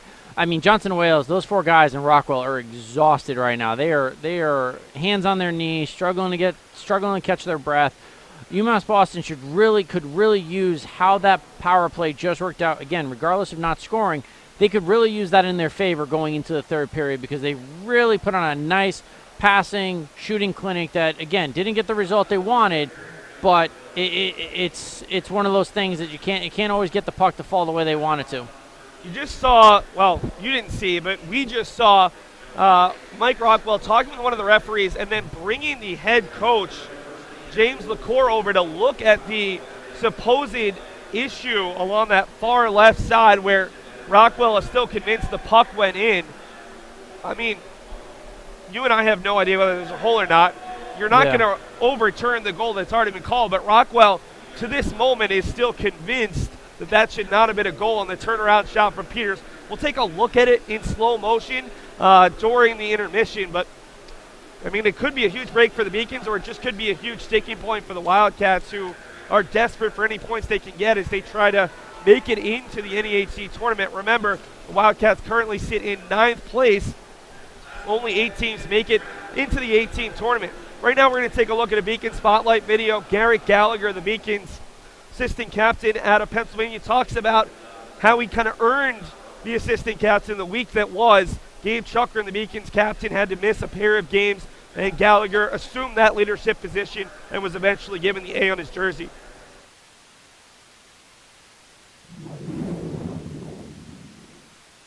So when Gabe went down, he came to me the weekend before Norwich, and he told me I kind of need to step up and get into more of a leadership role than just being a senior. So I kind of stepped up, had one of my better games, and we led the boys to a victory against Norwich. And then after that game, Coach came to me and told me he was going to put an assistant on my jersey. I think it was after the weekend was over. We took care of business that weekend, got 2 wins, and Coach was just giving his post-game speech. And he kind of just came up to me in front of everybody and was like, I'm just going to put an A on this guy's jersey so fast because he just was a great leader today, this weekend. Definitely a lot more vocal than I would have been with Gabe not being there. So I was just more vocal with the boys, during stretch, telling them, like, come on, boys, like, this is me to take care of business tonight. And, yeah, I think just being more vocal is what I did more. So I didn't really want to change too much about my game after I got the letter on my jersey. I just wanted to keep working hard and setting a good example for everybody on the team. Obviously, when Gabe came back, he took the role over again, but I'm still helping out everything I can do. It's honestly a really great honor. some of the guys that I've played with that had the assistants, like Tyler Bishop, Larkin, Gabe had it last year, and also Derek Colucci. It was just some good guys to be following their footsteps. Getting that goal was huge, not just for me, for the team. I really gave our team some momentum going down there. I did a little double knee slide, kept the puck in. I had the big Gary in front, screening the goalie, so I can't really say I did too much. Slid the puck on the ice, so it was just a good screen, and it was good for the team.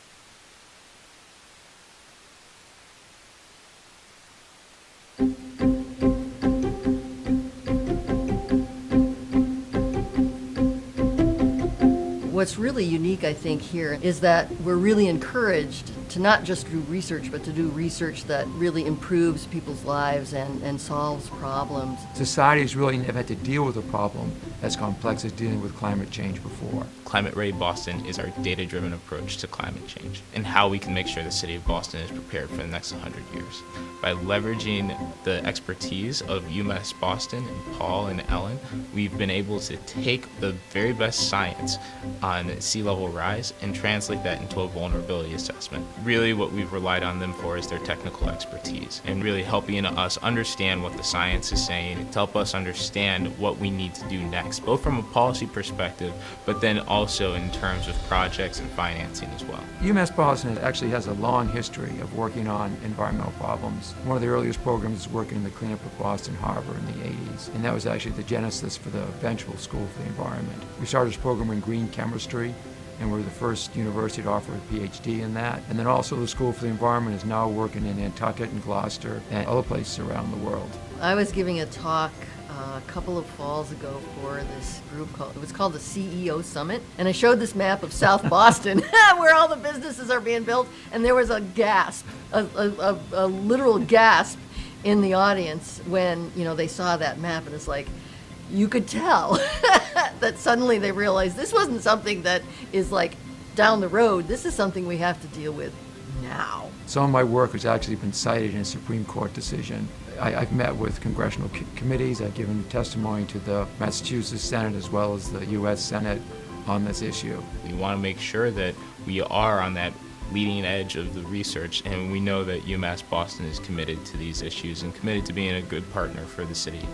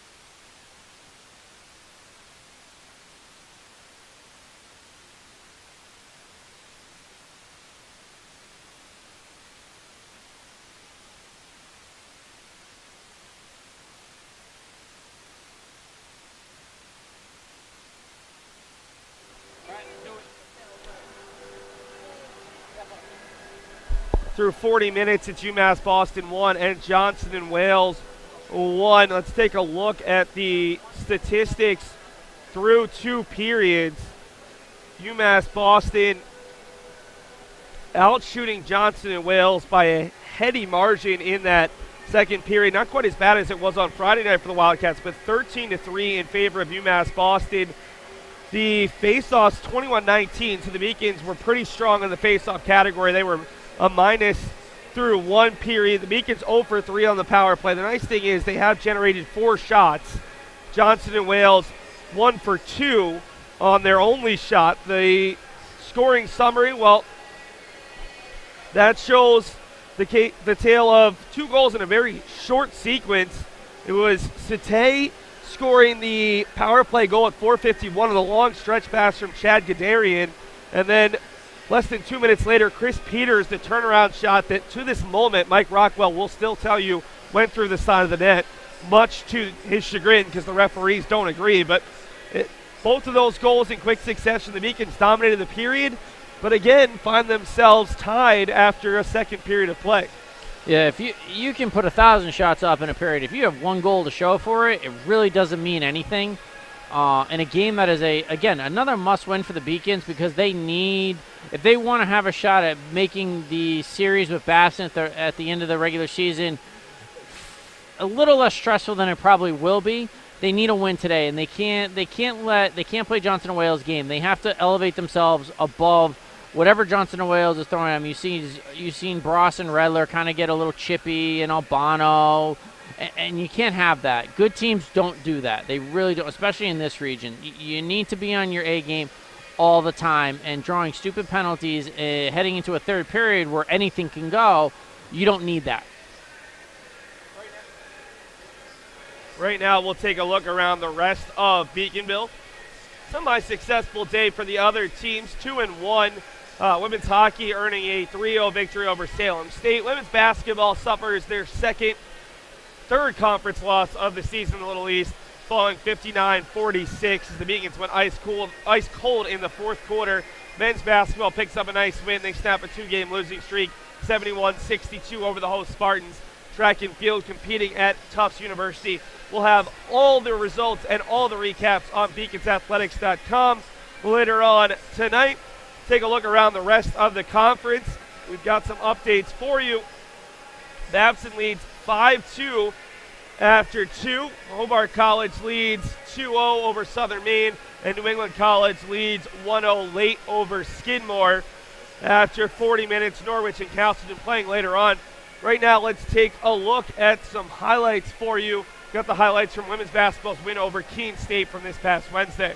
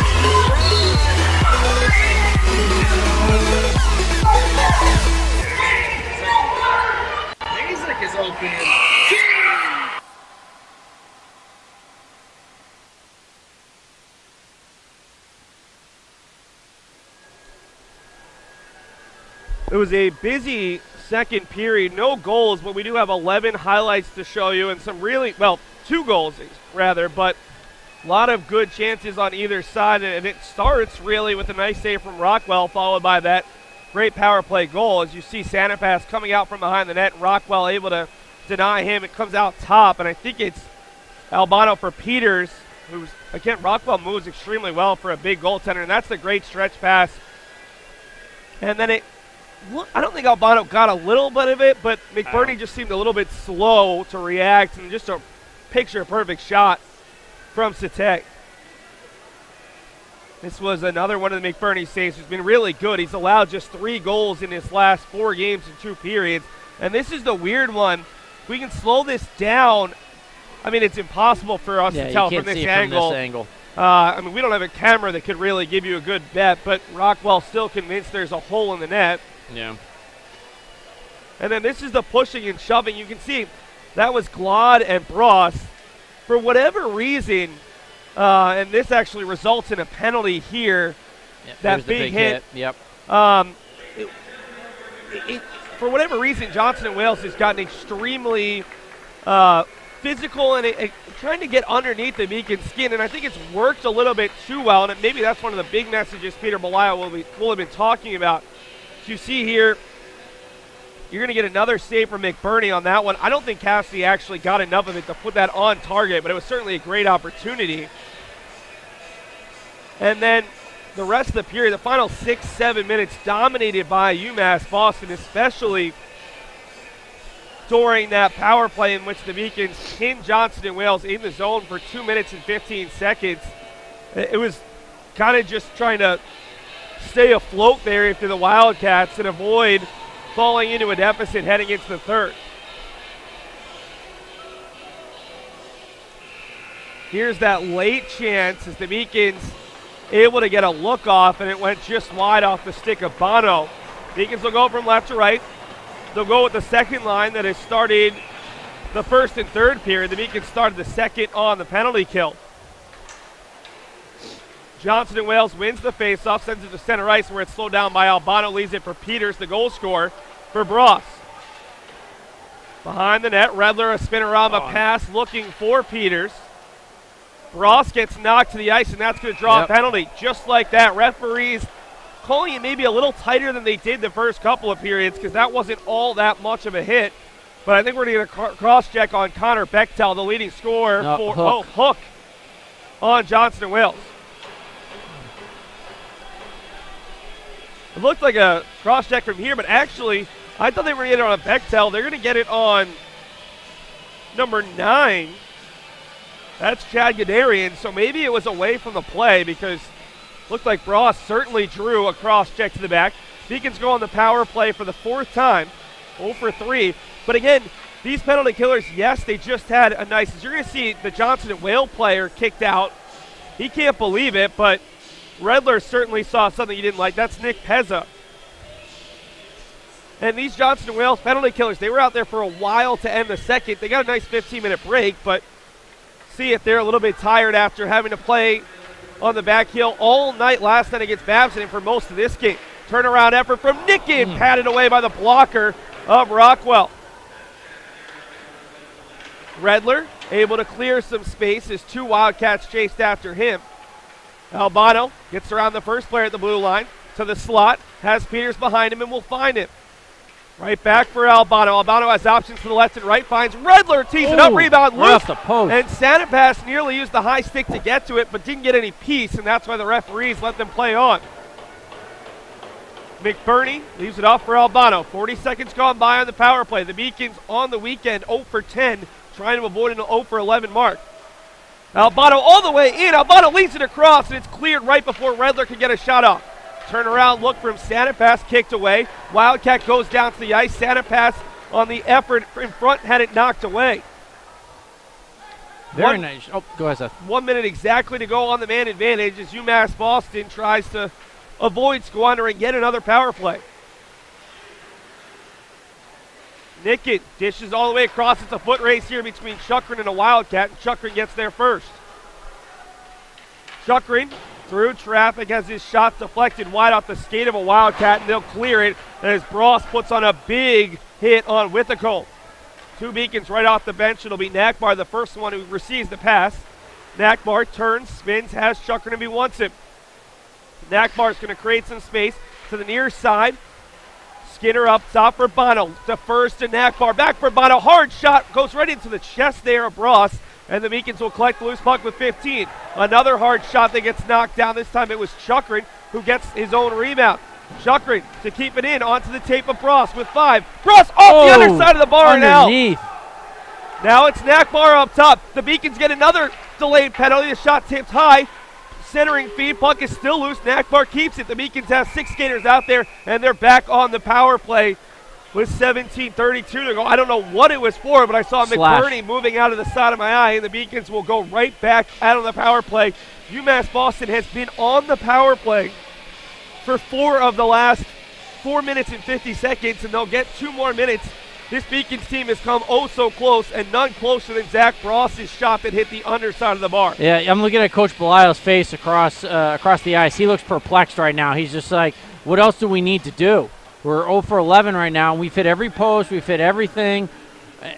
The puck's got to go in at some point, and that was the best power play of the weekend for the Beacons, bar none. It's Matt Bernat who sent off the top line right winger, so the Beacons right back out there. They'll send the top unit out. Hard shot from Albano, but it goes wide. Redler trying to feed Peters. Nice job by the Wildcats, not only to control, but to skate it out. That's something they haven't been doing much of. Pezza, who was sent to the box for the previous penalty, is out. Actually, he was the man who was kicked out of the faceoff dot. And he's able to skate it down. And this is first time that Johnson and Wales has been able to gain any kind of time wasting against the Beacons. The previous 2 penalties, Beacons were in the zone for pretty much the entire 2 minutes. 45 seconds gone by on the man advantage. It's Albano with space. Albano from the circle. Quick shot. That one hit the far post this time. The Beacons have hit the underside of the bar and the post already here in the first 3 minutes and 30 seconds of the third period. Peters has it tipped from behind. Tremendous diving effort from Gannon, who was whistled for the first penalty here in the third period. Yeah, great heads-up hustle play. Just to not give, again, not able to get a line change, but just had to have the Beacons reset just enough because they had 3 deep in the offensive zone. Nikin and Redler converge on the puck, able to poke it back out to the blue line. Just 40 seconds left. Shot from the blue line. Rockwell somehow saw it through the tree that is Garrison Sanapass. Sanapass up top for Chuckern and right back. Sanapass through traffic looking for the pass for Redler. Redler with 24, centering feed by Sanapass, and the Beacons take the lead. Garrison Sanapass with the power play goal, and Nolan Redler reaches 90 career points. Great centering pass by Redler, wide open on the far side. Rockwell, Garrison Sanapass, I mean, he, like you said, he's a tree. He's standing right in front of Rockwell. He's been there all night, just getting deflection after deflection, just not going his way. In that play, he just knocked it in and gives the Beacons the 2-1 lead. It's Sanapass who feeds Redler, and you see Sanapass coming in from the weak side, able to tip it in just ahead of Rockwell. His team leading 4th power play goal of the season. And right now he would be in line for his 2nd game winner of the season as the Beacons have come from behind. They trailed 1-0. They've scored 2 in a row, and they finally have that power play goal they have been so close to getting all weekend long. Yeah, but the big problem right now is for the Beacons is they got to maintain that aggressiveness. If they get back on their heels a little bit and just let Johnson Wales in this game, we're tied 2-2 real quick. Speaking of tied 2-2 real quick, McBurney forced to make a tricky little save there to keep this game at 2-1 off the look from Kevin McDonald. And that is a great, you see Sanapass over there. Garrison Sanapass is always smiling. You don't see a happier hockey player out there. Guys are trying to hit him. Guys are slashing him. And sitting there between Gabe Chucker and his former roommate, Dave McGregor, another senior. That is a big-time goal for a Beacons team. You want to win a regular season title, you need goals like that. And now we're going to see a penalty. Sifferlin was hit, had his helmet ripped off by a Wildcat, and this is 3 penalties now in less than 6 minutes, less than 5 minutes here in the third period on the Wildcats. They're coming undone because of their physicality and chippiness. No, I don't think you're going to see a penalty, Seth. I think they're just going to play on. I think they're saying the helmet came off when the Johnson and Wales guy was getting up. I mean, you see this play, and then Simberlin is down, and coming from behind, 14 to me looked like he ripped it straight off the head, but they'll stop play immediately for player safety as Simperlin lost the helmet. Either way, Johnson & Wales has been whistled for quite a few penalties, both here in the third and in the second. Yeah, I agree with you, Seth. I think the increased physicality and chippiness of Johnson & Wales has been their undoing the last 10 minutes.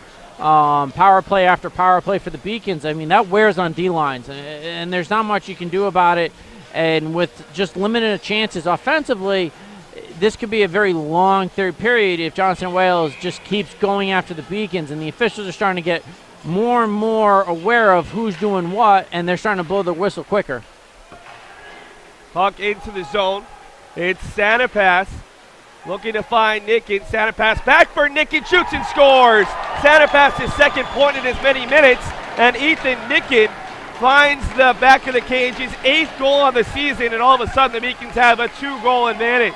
Garrison Santa Pass yet again, like you said, the ultimate team player. He can shoot goals, he can score goals, and he can pass a puck and find his teammate anytime, anywhere.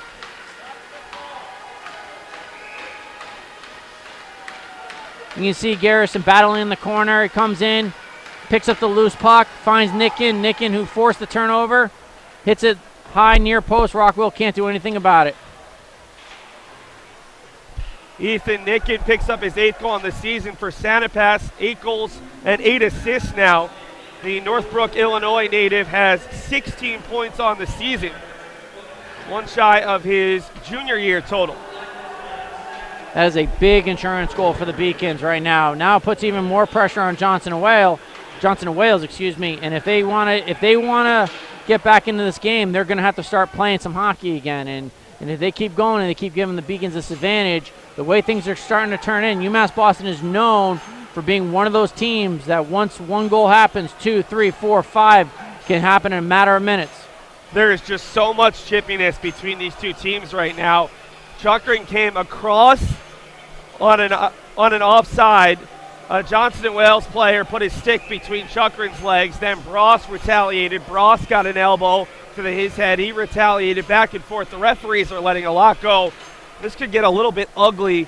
The referees don't try to rein it in. Both sides guilty for a little bit of contact after the whistle. There's Redler tried to lay out a Wildcat who got out of the way just in time.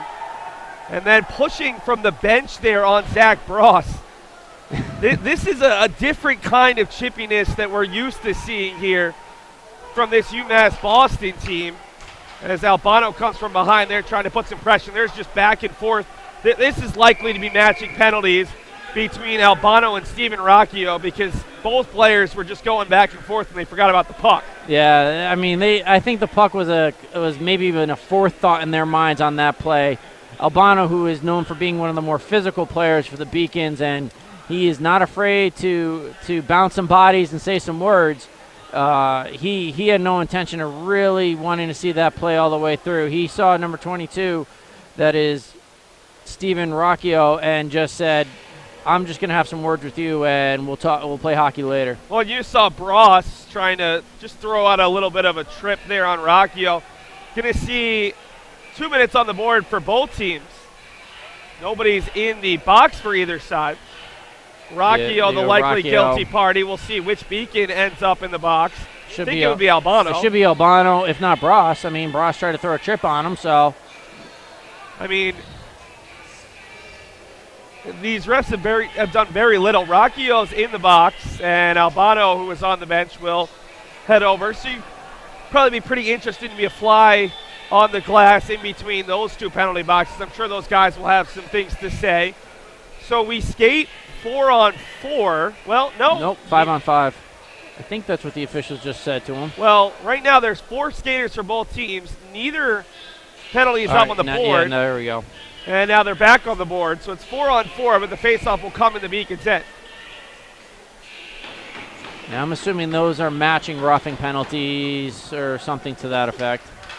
Beacons win the faceoff. Sifferlin was hoping for a slashing call as he threw his hand out saying that he had just been slashed. Also for Johnson & Wales, Trevor Momot is off the bench right now, one of their 6 defensemen. Looks like he needs a little bit of time to recover. Didn't see what happened to him. Bono leading the charge for UMass Boston. He'll just send it in. And the Beacons will give chase. Sifferlin out there with Bryant, Bono, and Carter. UMass Boston trailed 1-0 in this one, but scored a game-tying goal about 2 minutes after the initial goal in the second, and then 2 goals early here in the third period. Garrison Sanapass scored the go-ahead and assisted on the next goal as they work on the shoulder of Molmont on the bench. Puck is loose, and Rockwell holds on as Bryant was tangled up there with Pekarsky, and then Pekarsky gives a nice little slash to the leg of Bryant, who's not backing down to the taller defenseman. Yeah, Stevie Bryant, even though he is new to this team, he is somebody who will not back down. He has a reputation as being a very strong, aggressive player, great hockey player. He's really established his presence in the Beacons lineup, has really built himself a nice little spot here. Beacons going with the speed unit on the 4-on-4. Nakbar and McGregor, 2 of their fastest skaters, alongside Chukrin and Gallagher, so a very veteran group.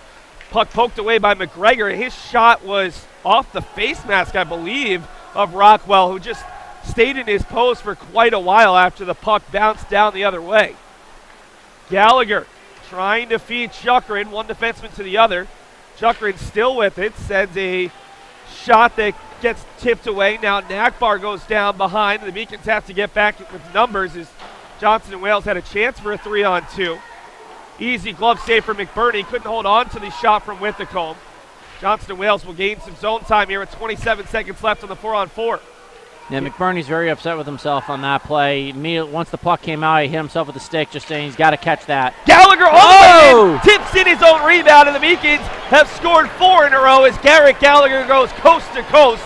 And the senior, who missed large portions of the second period with an injury, strides his way down the length of the ice. He's going to enjoy this one as the man they call Gals picks up his 3rd goal of the season. That's a new career high. Yeah, when he doesn't score too many goals, but when he does, he really enjoys it, and that's just a hard work play. He put the puck on goal, hoping for an offensive zone face-off, and then momentum carried the defenseman that was right behind him, carried him right into the crease. Puck hit him again, just skipped right over Rockwell's head and just went in. I think we're getting a timeout right now from Johnson and Wales. Yep. The Beacons are all over the Wildcats at this point. 0-0 after 1, 1-1 after 2, but 4 consecutive goals from UMass Boston, and here's the timeout from the Wildcats. Right now, while we've got a moment, let's see if we can bring you the 3 goals from UMass Boston here in period number 3 in succession. The goals from Sanapass, Nicken, and now Gallagher, as the Beacon seniors have really stepped up here in period number 3. This is the first goal, the power play, 4-on-4 goal rather, as Redler found Sanapass for a power play tally. That clock is our live clock right now. And then later on, this was Sanapass for Nicken, who found that really tight angle on the top right side before Garrett Gallagher just did a little bit of yeoman's work to get all the way through, holds off the defender, and then puck tips up and over Rockwell. Yeah, the Beacons have done an excellent job going high glove side on Rockwell right now, and that's 2 of the 3 goals in this period have come on that side. And that 3rd goal, I mean, there's nothing Rockwell can do about it. You got Garrett Gallagher crashing in on you, and that puck just hits off his skate perfectly. Another nice bounce and just drops in right over his head. And 6 of UMass Boston's 7 goals this weekend have now come within about a foot and a half of the crease. 1 goal last weekend. The Beacons certainly worked on that in practice this weekend, and it's paying huge dividends as the Beacons lead it 4-1 for the 2nd consecutive night. We're back to 5-on-5 hockey. Albano is going to head right to the edge of the bench and give Gallagher a huge hug. Typically, it's Albano providing the offensive theatrics, and there's a nice save from McBurney with the stick in front of his face, able to hold on. Yeah, UMass Boston still needs to be careful, though. 11:37 is a lot of hockey time left. This game could, and it seems like Johnson & Wales is realizing the chippiness is not going to get them anywhere as of right now, so they're trying to build some momentum in the offensive end. So Beacon's defense needs to stay consistent, get the puck, make those long passes from blue line to blue line, and let the offense do the work. Beacon's 4th line out there. Gannon in the face-off dot, working against Withacombe. 2nd line for the Wildcats. Face-off pops up, and it'll find Harrington. Harrington tries a dangerous pass intercepted by Withacombe, but nice job by Gallagher bailing out his freshman defensive partner to break up the pass there as Harrington the idea made sense, but a little bit late in actually making the pass, and it almost cost the Beacons. Yeah, that's, again, you touched on Albano today. He did a couple of times. He tried to make these tight passes right by the post, and it's just too dangerous in such a close game. So I know 3 goals doesn't seem that close, but it really is, and you can't afford just a weak turnover like that, because now with all the momentum in your sails, you really just can't just give goals away. Seth Orensky joined by David Wahlberg. The Beacons lead 4-1 in their second to last home game of the season. Remember, they'll be back on February the 9th. That's Saturday. It's a Saturday at 4 p.m. That'll be senior day against Babson College in what right now would be a game that would probably come down to determine who wins the New England Hockey Conference regular season title. Those 2 teams played the night before, and that'll play a big part as well. 3-game road trip upcoming for the Beacons, but they're trying to get some more home cooking. 4 goals in a row after going down 1-0 in period number 2. The Wildcats pass easily intercepted by Albano, sends a shot in on Rockwell, who wasn't necessarily looking for it. Easily able to get in front, though. Puck is loose in the skates of Nicken, who scored the 3rd goal for UMass Boston in this one. Chuckrin tried to knock down a player as he was losing his edge. Fighting and shoving there. Nicken is getting held, and then a couple of hands thrown to the head of Nicken. But again, these referees have let a lot go today. And now Nicken back and forth with the opposing number 15, Bernat. This should be one, but it also should be both. Exactly. Nicken retaliated to what Bernat did, and you have to get the initial man because he came right hand, left hand across the face of Nicken after losing the puck. Yeah, and I don't believe Bernat for a second was just trying to get his stick. It just so happened that his stick was in that right behind Nicken, and he if that was an attempt to get the stick, I don't know how he's planning on picking it up with his hands above his shoulder blades. So both number 15s will go to the box. Bernat has already been sent off once in this period. We've got 4-on-4 action. The Beacons scored on a 4-on-4 already in this period, as Johnson at Wales has played shorthanded in this period, more than they've actually played with 5 skaters. Cost was the Beacons have scored a power play goal and a 4-on-4 goal. They've also scored a 5-on-5 goal. Chuckrin's shot is tipped in, and Chuckrin, well, a Wildcat tried to take him out. In the end, it was Ryan Sate who ended up on the ice with Chuckrin looking down on him. Not many guys get the better end of Gabe Chuckrin, who's not the biggest guy in terms of stature, but is one of the hardest workers in the Beacons Athletic Performance Center. Now it's McGregor who gets knocked down to the ice. He's seen a lot of ice time here as the extra skater, and there's Chuckrin, another hit, running into the back of Zach D'Amico. Albano clears some space, has McGregor to his right, and the Beacons will go 3v4 here with the final skater getting a change. Albano in front. Ooh. McGregor didn't get a lot behind it as he tips it wide, and now McGregor will head off. Beacons giving Johnson and Wales the neutral zone. Pass broken up by Albano, who is able to do a nice job back checking there. Albano flips it out as far as the blue line where it's kept in. Akbar now loses in the circle. That's not where you want to give it up. McBurney able to make the save. McBurney has allowed 1 goal or fewer in each of his last 5 games, and he'd like to keep it that way. Conference leader in goals against and save percentage amongst the top 10 overall. Bono given a lot of space and sent a shot in on Rockwell with 40 left on the 4-on-4. Yeah, Rockwell's looking real tired.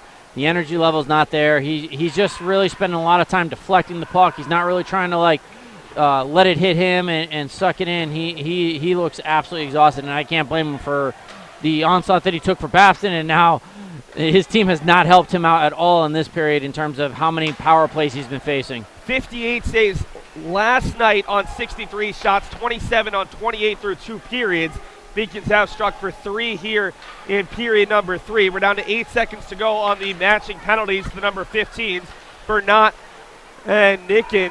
And realistically, neither team has been that aggressive on this 4-on-4. We're going to get an icing here on the Wildcats.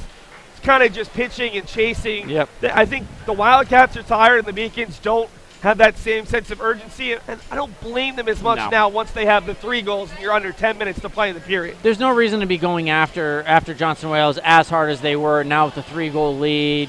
They're looking for maybe a 5th, but honestly, like you said, they're trying to pull back a little bit. Coach Belial has been yelling, stop with the stupid plays, just play hockey, and then just let's get out of this game. Redler loses it, still able to get it over to I believe that was Bryant who absorbed a big hit, got right back up to his feet, and then the shot through traffic caught Rockwell. Gallagher, who scored the most recent goal for UMass Boston, just picks it up at center ice, flings it in, and then Johnson and Wales player nearly takes out players on his own bench. That was Stephen Rocchio, sent a missile into his own bench as he attempted to clear the zone.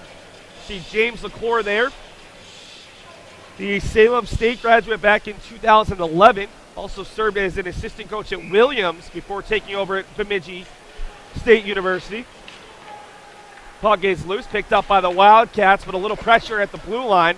They had to retreat. Now they come into the Beacon zone. It's Bechtel, team's leading goal and point scorer, but he's had an offer on the weekend. Bechtel tries to feed it across, found Connor Cassidy, but Cassidy lifted it high. Gallagher with speed. He's already done it once in the period. Has 8 career goals. Can he do it again? He'll leave it off for Harrington. Harrington tries to find Keene at the blue line, and it'll come all the way out. The Beacons right now, the 2 players who were filling the defense positions were 2 of the forwards. Both Harrington and Gallagher had pinched forward with Keene and Gallagher covering for them. Long stretch pass came all the way in on net. That averted a potential ice as Gannon was chasing. Over for Roviak. Beacon's fourth line has seen a ton of time here in the third period. As Albano gets beaten. It's Cassidy with the trailer coming in Bernat, but Cassidy's pass is intercepted by Chukrin, and then some pushing and shoving between those two. Albano, the feed ahead for Sifferlin, trying to get the slot, but got knocked off the puck before he could get a look. Behind the net with time is Pekarski. Off the boards for Cassidy with a little bit of time. Sifferlin provided a little bit of pressure just at the point of release. Here comes McGregor, who's been given as much time as anyone here in the third period. Once the Beacons were able to open up a little bit of a lead, they've been giving him some extra time, trying to save some of the legs and potentially an injury. Have seen a lot of physicality. Long stretch pass intercepted by Carter across for McGregor. McGregor, the high shot, gloved by Rockwell, and we'll get a stoppage with 5:41 to go in the period. That's a great look from Carter to McGregor. Real simple pass. Johnson and Wales, their legs are basically rubber right now, and they're kind of letting UMass Boston dictate the pace. They're just standing in front of Rockwell just to try to keep the score at where it's at right now, and UMass Boston just playing smart, simple hockey. The storyline in this one, Johnson and Wales took a 1-0 lead on a power play goal. Ryan Sate in the second period. The Beacons answered back less than 2 minutes later. It was Chris Peters in the second to tie the game after 2. As Sifferlin takes a high shot, Rockwell got up and able to make that save. That was going to get under the bar by Sifferlin. Beacons dominating the third period, though. They hit the underside of the crossbar and the post on the power play before Garrison Sanapass scored off a Nolan Redler feed. We've got a delayed offsides on Johnson and Wales. Then it was Sanapass finding Ethan Nicken, and finally UMass Boston adding a 4-on-4 goal from Garrett Gallagher, as we've got a replay right now. Yeah, nice centering pass. Sifferlin wide open. Rockwell just managed to lift his shoulder just enough again. I mean, the kid he is struggling to just stay on his skates, I have to imagine, after the last 2 days of hockey. And so, to his credit, he's doing everything he can to keep the puck out of the net. That was a perfect placement, though, from Sifferlin, and there was no room. No. I mean, Rockwell's the only goalie who makes that save. He is a very big man, listed at 6'5", 180, and a really big save there. Johnson and Wales just trying to keep this game respectable at this point. The Beacons won the first one 5-1, trying to do the same here in Boston, although they'll need one more as that shot is tipped up high and wide by Sanapass, who already has a goal and assist in the period. Nicken takes it off the stick of a Wildcat, finds Nakbar. Sanapass is in front. The feed for Sanapass is tipped away. Behind the net, Pekarski has his pocket pick. Sanapass lost it, and it's picked up with a little bit of speed here by Pezza. Pezza loses it right at the blue line. Got some reinforcements from Rocchio. The Beacons take it with Chukrin. Chukrin from the slot, high and just over the glove of Rockwell. Centering feed, bounces off of Rockwell on the rebound. Karams all the way out to the Beacons blue line. Under 4 minutes to play. This rink has gone very quiet. Both teams kind of sensing they're just playing it out. Puck loose at the blue line. I think even the fans were exhausted because how wild the first two periods were. Really good look there from Brian Colburn, who caught the far post. He beat McBurney, but unable to score. That would have maybe given Johnson Wales a little bit of life. I'm sure their fans would have appreciated it, but Beacons hit the post a couple times. I think it was 3 times, including the Dakota Keene shot. First time that Johnson and Wales has run the bar. Bono right into the defenseman. Will flip it behind for Peters, who has scored 3 times on the weekend. Turnaround shot from Bross, just flung it forward, well wide of the net. Bross picks it up in the neutral zone, but we've got a penalty on Nolan Redler. I believe it was Nolan because there was a Wildcat down at his feet, and Redler was the only player in the offensive zone. He knocked down Mike Rodriguez, and Nolan will go to the box for 2 with 3:08 remaining. Yeah, there was no reason for that. Redler did it literally in front of the official. Again, John a little bit in a situation he doesn't need to be doing that in, and he just happened to knock the guy down and right in front of the official. The official's going to call that every time. 3:08 to go. Johnson and Wales will look for their second power play goal of the night. They've already scored once against this nation number 1 power play. Wildcat lost his stick but gets it back. To the near side. The pass is deflected, but the Wildcats will keep control. Good stick work there from Gallagher to bat away the pass. Gallagher trying to clear the zone. Puck is loose, and Keene will get just enough to set it down, and then Keene got hit hard into the boards, and Gallagher also looks to be slow to get off as we've got a whistle. I believe it's an offside, and the Beacons think there should be more than that.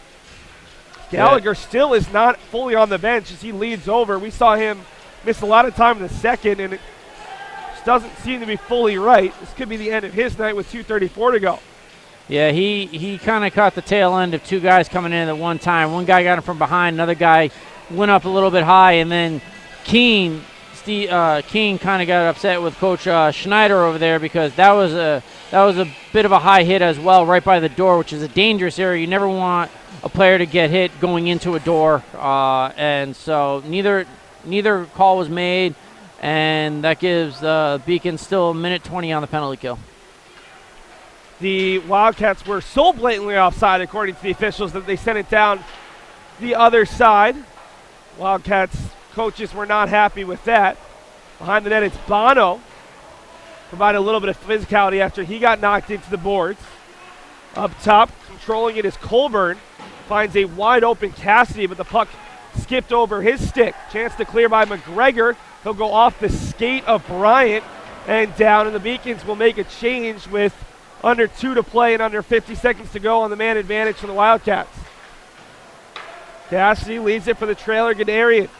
Gadarian at the blue line, and back for Cassidy. Now chasing this one down is Gannon. Rockwell came out, left, backhand feed. He can score a second shorthanded goal in as many days. It's Drew Gannon who scores the first goal of his season and the first goal since his sophomore year. That's the exclamation point as the Beacons get a goal from the senior out of Plano, Texas.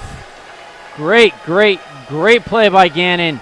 Read it the whole way, stay composed, didn't panic, didn't rush, picked a spot and just let it fly. Gannon, who lost most of his junior year to an injury in the first half of his senior year. See, Rockwell came out, came back, and he gets him with the backhand feed as Rockwell made the first move. I think it should be Tyler Sifferlin. Correct. Picked up the assist on that one. Absolutely. Nice pass from Sifferlin off the boards. Found a nice wide open Gannon where he just took it up. And nice backhand right off, right into the back of the net. So the Beacons have made it 5 goals in a row. They have scored a 4-on-4 goal, a 5-on-4 goal, a 4-on-5 goal, and a 5-on-5 goal. Not a bad day for a Beacons team that will improve to 10-1 on the day with the win here at home. As there's a power play goal on the other side, McBurney had the rebound bounce right back at Bernat, and he adds a late consolation goal, his 7th goal in the season. McBurney's going to be upset with that one, but it does little to help the Wildcats' cause. Yeah, that was just an unfortunate bounce. He was initially there. Puck hit perfectly off his pad, and Was it Pekarski, I believe it was, knocked it in to give Johnson & Wales their second goal of the day. It was actually Bernat sent it off the defenseman and got it right back. That's why McBurney wasn't ready for it, because it took a deflection that he wasn't expecting. So power play goal following the shorthanded goal, and the Beacons lead is 5-2 with a minute to play. Skinner has lost his stick. The shot from Pekarski's knocked down by Carter, and he says, why not? Gallagher has one, why can't I try? Rockwell the kick save. Puck is sent out.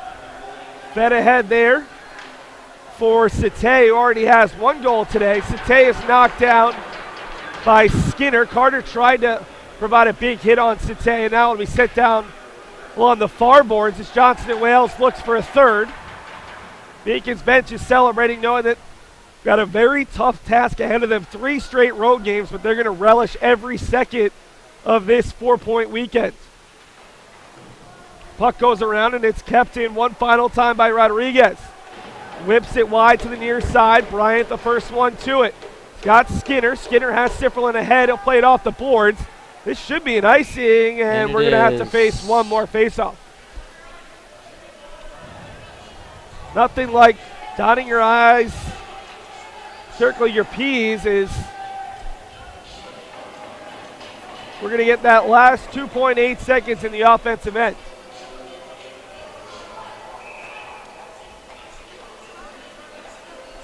See if there's any extracurriculars here. It's Rocchio and Bryan in the face-off dot. Beacons win it.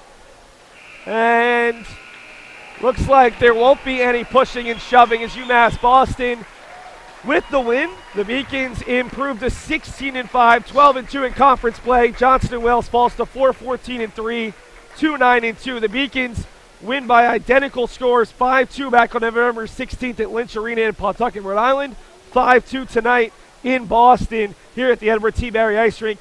Dave, iffy first 40 minutes. Communication wasn't there. Chemistry wasn't as good as yesterday, but a really, really solid third period, even with that late power play goal the Beacons conceded. Yeah, today was a win in terms of special teams for the Beacons. They've been struggling on the special teams. They were 0 for 11 up until their power play goal. Then to also get a shorthanded goal, that's a nice day for Coach Belisle and his team. And the 4 points especially helps because it keeps them, it still keeps them in control of their own destiny, and it keeps Babson off their scent a little bit longer. But like you said, hard stretch coming up. They get the long hike up to upstate New York. And so, but this 4-point weekend was a must-have for the Beacons in terms of just mentality and momentum. Well, especially the Beacons now with their 4-point weekend, they lead Norwich and New England College, depending on what happens with those two teams, by at least 5 points with 4 games to play for those top 2 spots. And that's Correct. huge. You want the number 1 seed, obviously, but you really need a top 2 seed to make that first weekend a lot easier on you. Top 6 extremely deep, 7 and 8, Suffolk and some combination of Castleton, Southern Maine, or Johnson & Wales, whoever gets the 8 seed, not nearly as strong of a team on paper as the top 6 are. We're going to take a commercial break, then we'll be back with our Beacons post-game show. We'll have interviews with the Beacons head coach, Peter Belisle, and our number 1 star, highlights from the third period, final stats, and a look around the rest of the conference.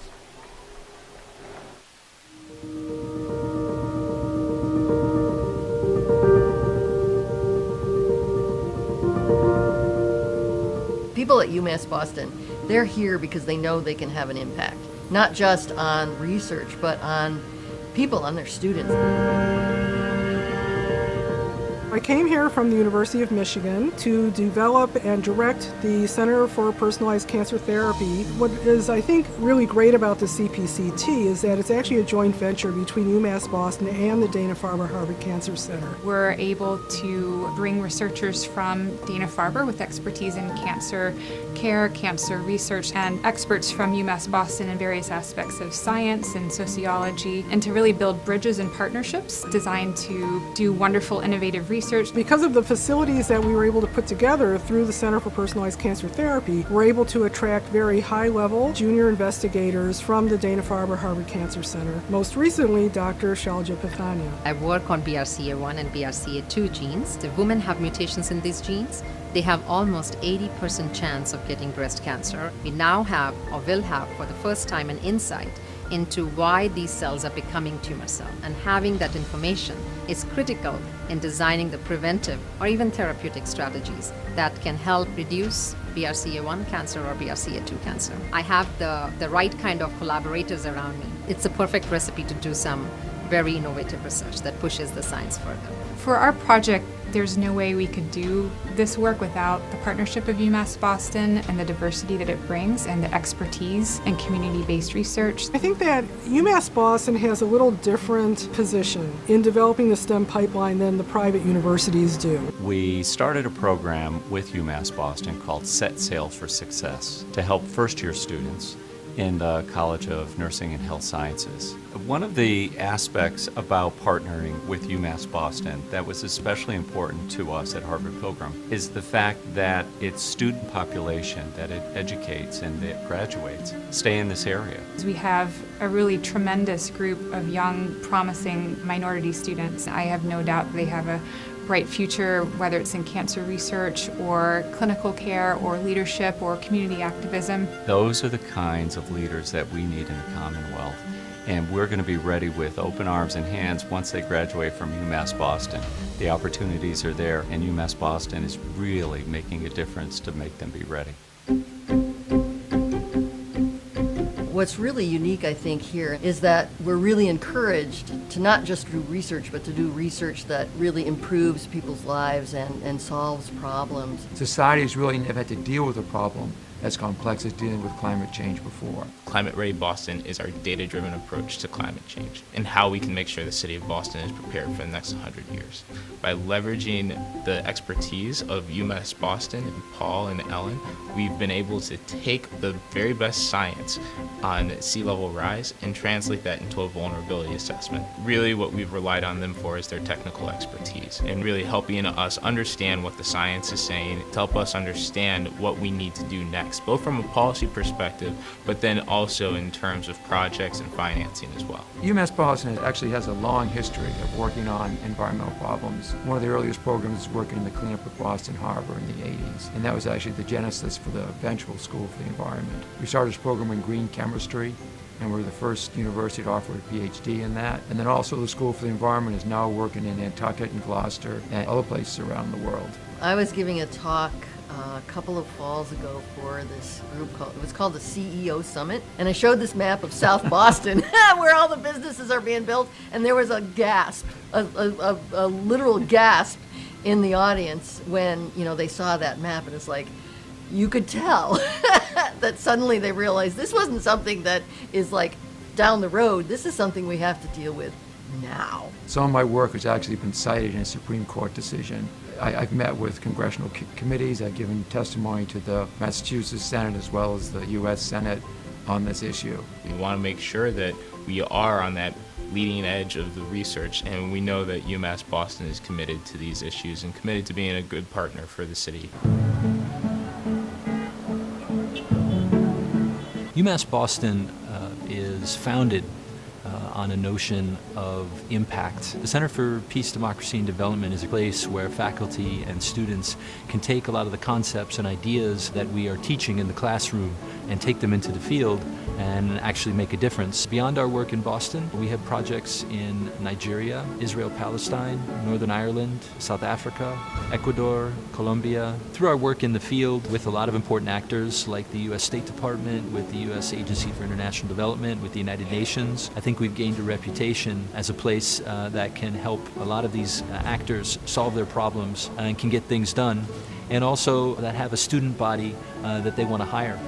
when they finish working with us. Nigeria may seem, it is, a world away from Boston, but many of the things that I've learned in dealing with Muslim-Christian peace efforts is tremendously relevant for situations here in Boston and other parts of the United States. Dealing with issues between police and youth or police and immigrant communities, and that's a lot of what we do. Creating networks of relationships where people can work out their problems and can find better solutions than the ones that violence offers. Because in the end, we're all in this together. We only thrive when we work on these sorts of solutions to our problems together.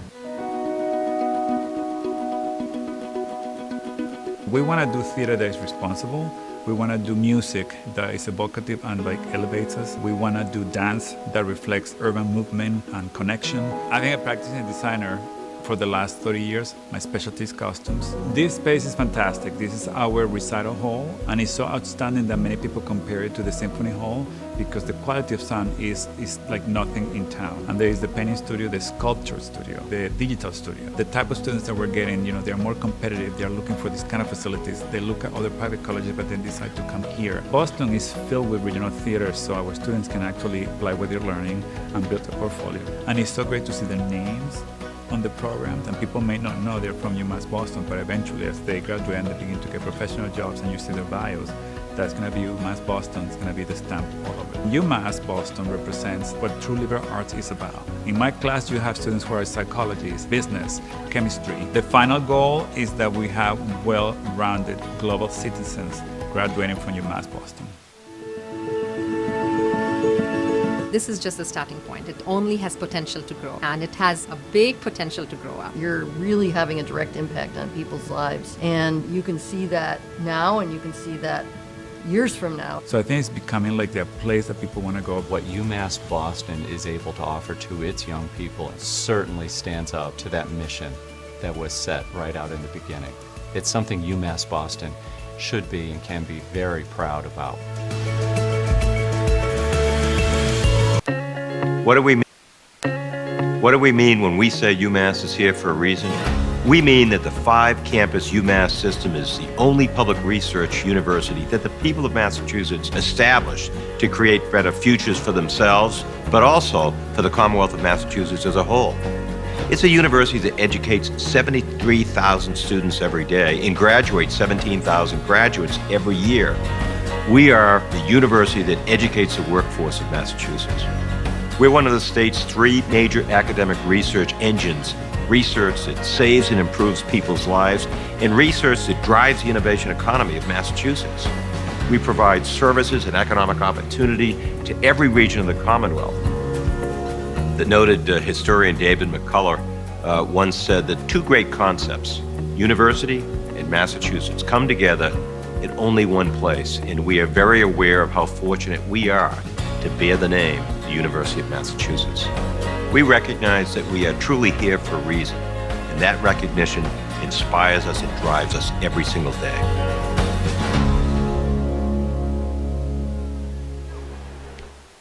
Joined by head coach Peter Belisle after the Beacons win. Coach, what was the message after 40 minutes? They had the lead against you. You got it right back thanks to a goal that I'm sure Mike Rockwell would still tell you shouldn't have counted. But you guys came out like a train and just bulldozed right through them. You went through the physicality for the most part and ignored it in the third better than you had done in the second, and were able to score in a variety of ways in there in the third period. Yeah, the kids responded in the third period. I really challenged them. I didn't think our will was there, and you got to hand it to them. The kid played really well in net. They were physical like they had to be against us, and but I was proud of the guys on how we responded in the end. So another great game by Bailey, and some timely goals by the guys that should be scoring our goals, and Santa Pass and Nitkin, and then Gallagher with a great rush, and just an effort goal, and that was a will goal right there. That's a perfect example of that. So it was good. It was a good third. Saw Garrett go off in the second period for a long stretch, came back, scored that goal, and then looked a little bit gippy. What was going on with him there in the second and the third period? I just think he had a cramp in his leg, and he's such a warrior. He was able to get right back out there, and Ed took a look at him, and obviously he finished pretty strong. He looked like a train on that one. The other guy who scored late in the third period is a guy who hasn't scored since his sophomore season, but you know he's capable. How big is that for Drew Gannon? He's been fighting to gain time since coming back from an injury, and he looked a little bit like that guy from his sophomore year when he was one of your better goal scorers. Yeah, and he showed it right there with a beautiful move. You know, here's a kid that, you know, broke his ankle in about 3 different places, was out for a year, and he's battled back in the lineup, and he did it the right way. And he wasn't, you know, playing at the beginning, and he was a team-first guy, and he's getting rewarded for it now, and he's rewarded for it. So proud of Drew, and he stuck with it, and now, you know, he scores a nice goal on a Saturday night here at home, and the guys, you could tell, was just so elated for him. Coach, you got the 4 points this weekend, and on paper it was obvious that you should have gotten 4 points. Those two teams towards the bottom of the conference, you guys are top of the conference, but there's a lot of stuff that goes behind the scenes. John Bono and Gabe Chukrin battled the flu. You weren't sure if they were going to be able to go yesterday. I'm sure they weren't feeling too great today on the back end of the flu. You've had some serious injuries to some other guys, some guys getting banged up last night and today. What does this say about the willpower and the resolve of this team to battle through? You haven't lost at home here in conference play, and that's a big reason why you sit in first place. Yeah, no, these games, I mean, these are tough games. You know, when you get a goaltending performance like that, and they're getting under your skin like that, that is not an easy game. And the pressure's on us to win that game. And they're, you know, they wanted to shorten the game, and they did. They shortened that game to 1 period, and that's exactly what they wanted to do. And if we didn't have the response, it would have been a different outcome today. It would have, you know, if we didn't bring it in the third, we could have easily lost that game. And that's our league. And, you know, as much as you tell the guys, you know, you better be ready to go every night, you know, sometimes it just psychologically, they start to handle the puck a little bit more. They think they got more time, and we get away from our game. And we got to stay with our game and keep it simple and drive the net and get bodies to the net and play a good brand of UMass Boston hockey. And we did in the third. We won't see you for another 3 games, a huge 3 games in which you go into it with the lead, and if you come out of it with the lead, you're probably already the champions or at least in a good spot going into senior day. What's the big message to your team this week in practice? You go up to Skidmore that has a big rink. You go to the Cooler that's one of the toughest rinks, a much smaller rink. What do you attack this week in practice specifically to get your team ready for that huge final road trip? Because when you talk about Babson, you're really talking about kind of just walking down the street. Yep. No, we're going to just keep doing what we're doing. We go back to school on Monday, so that's new for us. We haven't been in school, so now the kids are going to have to get back to school. We change our practice time back to that normal practice time, but we're going to try to get them back into a routine. We'll have our hard Monday, maybe even give them a day off during the week so they're fresh. We're a little banged up, and then really have a system day, and then it's pregame, and then we're on a bus. So just really try to stay, you know, with getting better every day, and just one shift at a time, looking forward, looking ahead, not looking back. It's easy to forget that these are student athletes over winter break when you actually get a little bit more time with them and a little bit less stuff going on. Coach, congrats on the 4-point weekend, 5th of the season. That's got to feel good. Beacons will be back in action Friday night at Skidmore College, looking to keep hold of first place here in the New England Hockey Conference. Paris changed my life, and I got there through UMass. Those very specific seminal moments in Paris, the subway. A man in a tuxedo walked in, and a woman in a long gown, and it was stunning. It all hit me. It was like a lightning bolt. There was this world of beauty and style that I wanted to be a part of. That was the beginning of the journey. And that all came through the University of Massachusetts. And that was really a key moment for me. That's one of those moments you never forget. That was head coach Peter Blau. We're going to get a couple statistics while we wait on Drew Gannon, who should be out momentarily. Gannon, one of the guys who scored tonight for the Beacons. UMass Boston outshoots Johnson & Wales 18-5 in the third period. Between the second and third, they outshot the Wildcats 31-8. Not quite as bad as yesterday for the Wildcats, but certainly a tighter first period at 15-6. The Beacons end up outshooting the Wildcats by 32 shots. Bailey McBurney probably a little upset with that last goal, a power play goal. It's the first time he's given up more than 1 goal in the last 5 contests. He earns the win, now tied for second place in program history and career victories. Faceoffs, +2 for Johnson and Wales. The Wildcats finished 2 for 3 on the power play. The Beacons 1 for 5, but UMass Boston added a shorthanded goal. Let's take a look at our 3 stars for this contest. Garrison Sanapass earns the number 1 star, had the go-ahead goal and then the assist on the game-winning goal. That was Ethan Nitkin's goal. Mike Rockwell with 45 saves in the contest, and Garrett Gallagher picked up that 4-on-4 goal. And before we bring on Drew Gannon, let's quickly take a look at the scoring summary from that crazy third period. It was 1-1 after 2, and then you see Sanapass at 4:07. That was a power play goal. Nitkin even strength at 5:09. Garrett Gallagher a 4-on-4 goal at 7:54.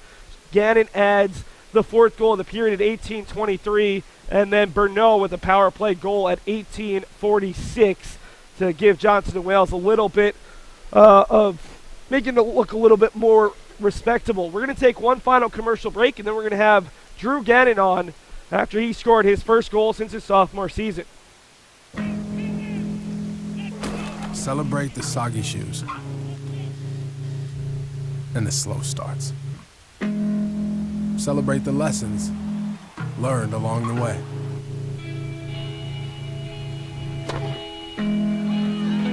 These are the wins. Not the shiny nail-biting kind. These are the last a lifetime kind. We're back here with Drew Gannon. Drew, definite needed 4-point weekend for the Beacons. Wild game for the most part. Really inconsistent first 2 periods. What did Coach Belisle say to you guys in the second intermission? Because you can tell that there was some definite frustration on a lot of guys' faces, especially the coaching staff. Yeah, at that point it's a 0-0 game. So we just knew we had to win a period, win a game.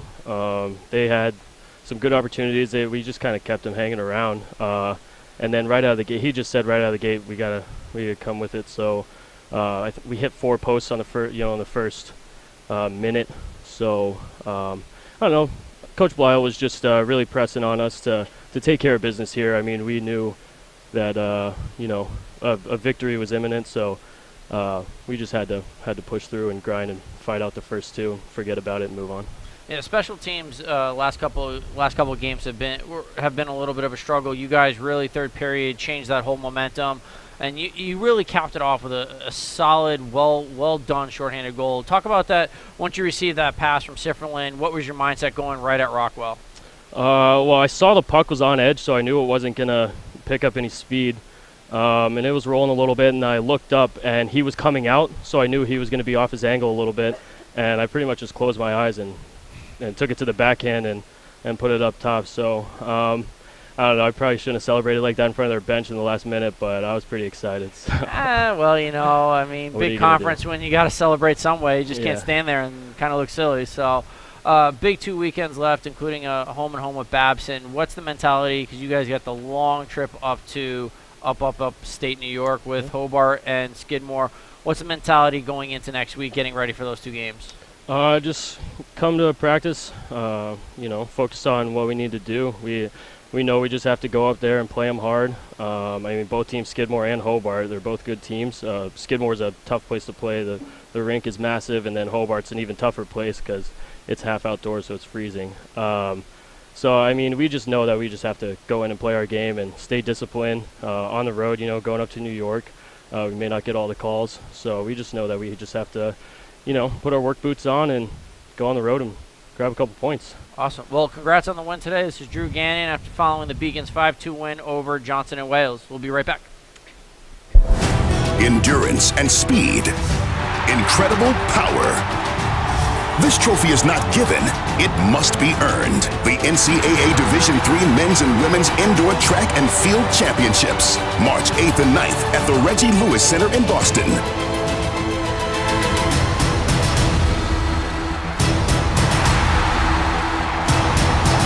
Visit ncaa.com/tickets to secure your seats today. Billy Hannafin doesn't know it, but he's on candid camera right now, one of the Beacons Ice crew members. Let's take a look at the upcoming schedule for UMass Boston. If you weren't paying attention, the half a dozen times that we've mentioned it, the Beacons at Skidmore on Friday night at 7. Then they travel to Hobart College next Saturday at 4. Their final true road weekend where they'll play both games on the road, and then a huge, massive, ginormous, whatever word you want to use, home and home with their travel partner next Saturday. That's when the Beacons travel to Babson the Friday after next, and then they'll host Babson on Senior Day when the Beacons will honor this huge group of seniors. It's a 4 p.m. game on February the 9th. Have to give a big shout out to our production crew working both ends of today's doubleheader. Gigi Braga, your director and producer. Kelly Danahy was on graphics. Alyssa Fugel on instant replay. My name is Seth Orensky, the play-by-play guy, joined by David Wahlberg, Kyle Penny, Katie Pasquale, Allie Crawford, and Jared Coulter, your camera operators. Thanks so much for watching the Beacons, a 5-2 winner as they stay undefeated here at home in conference play.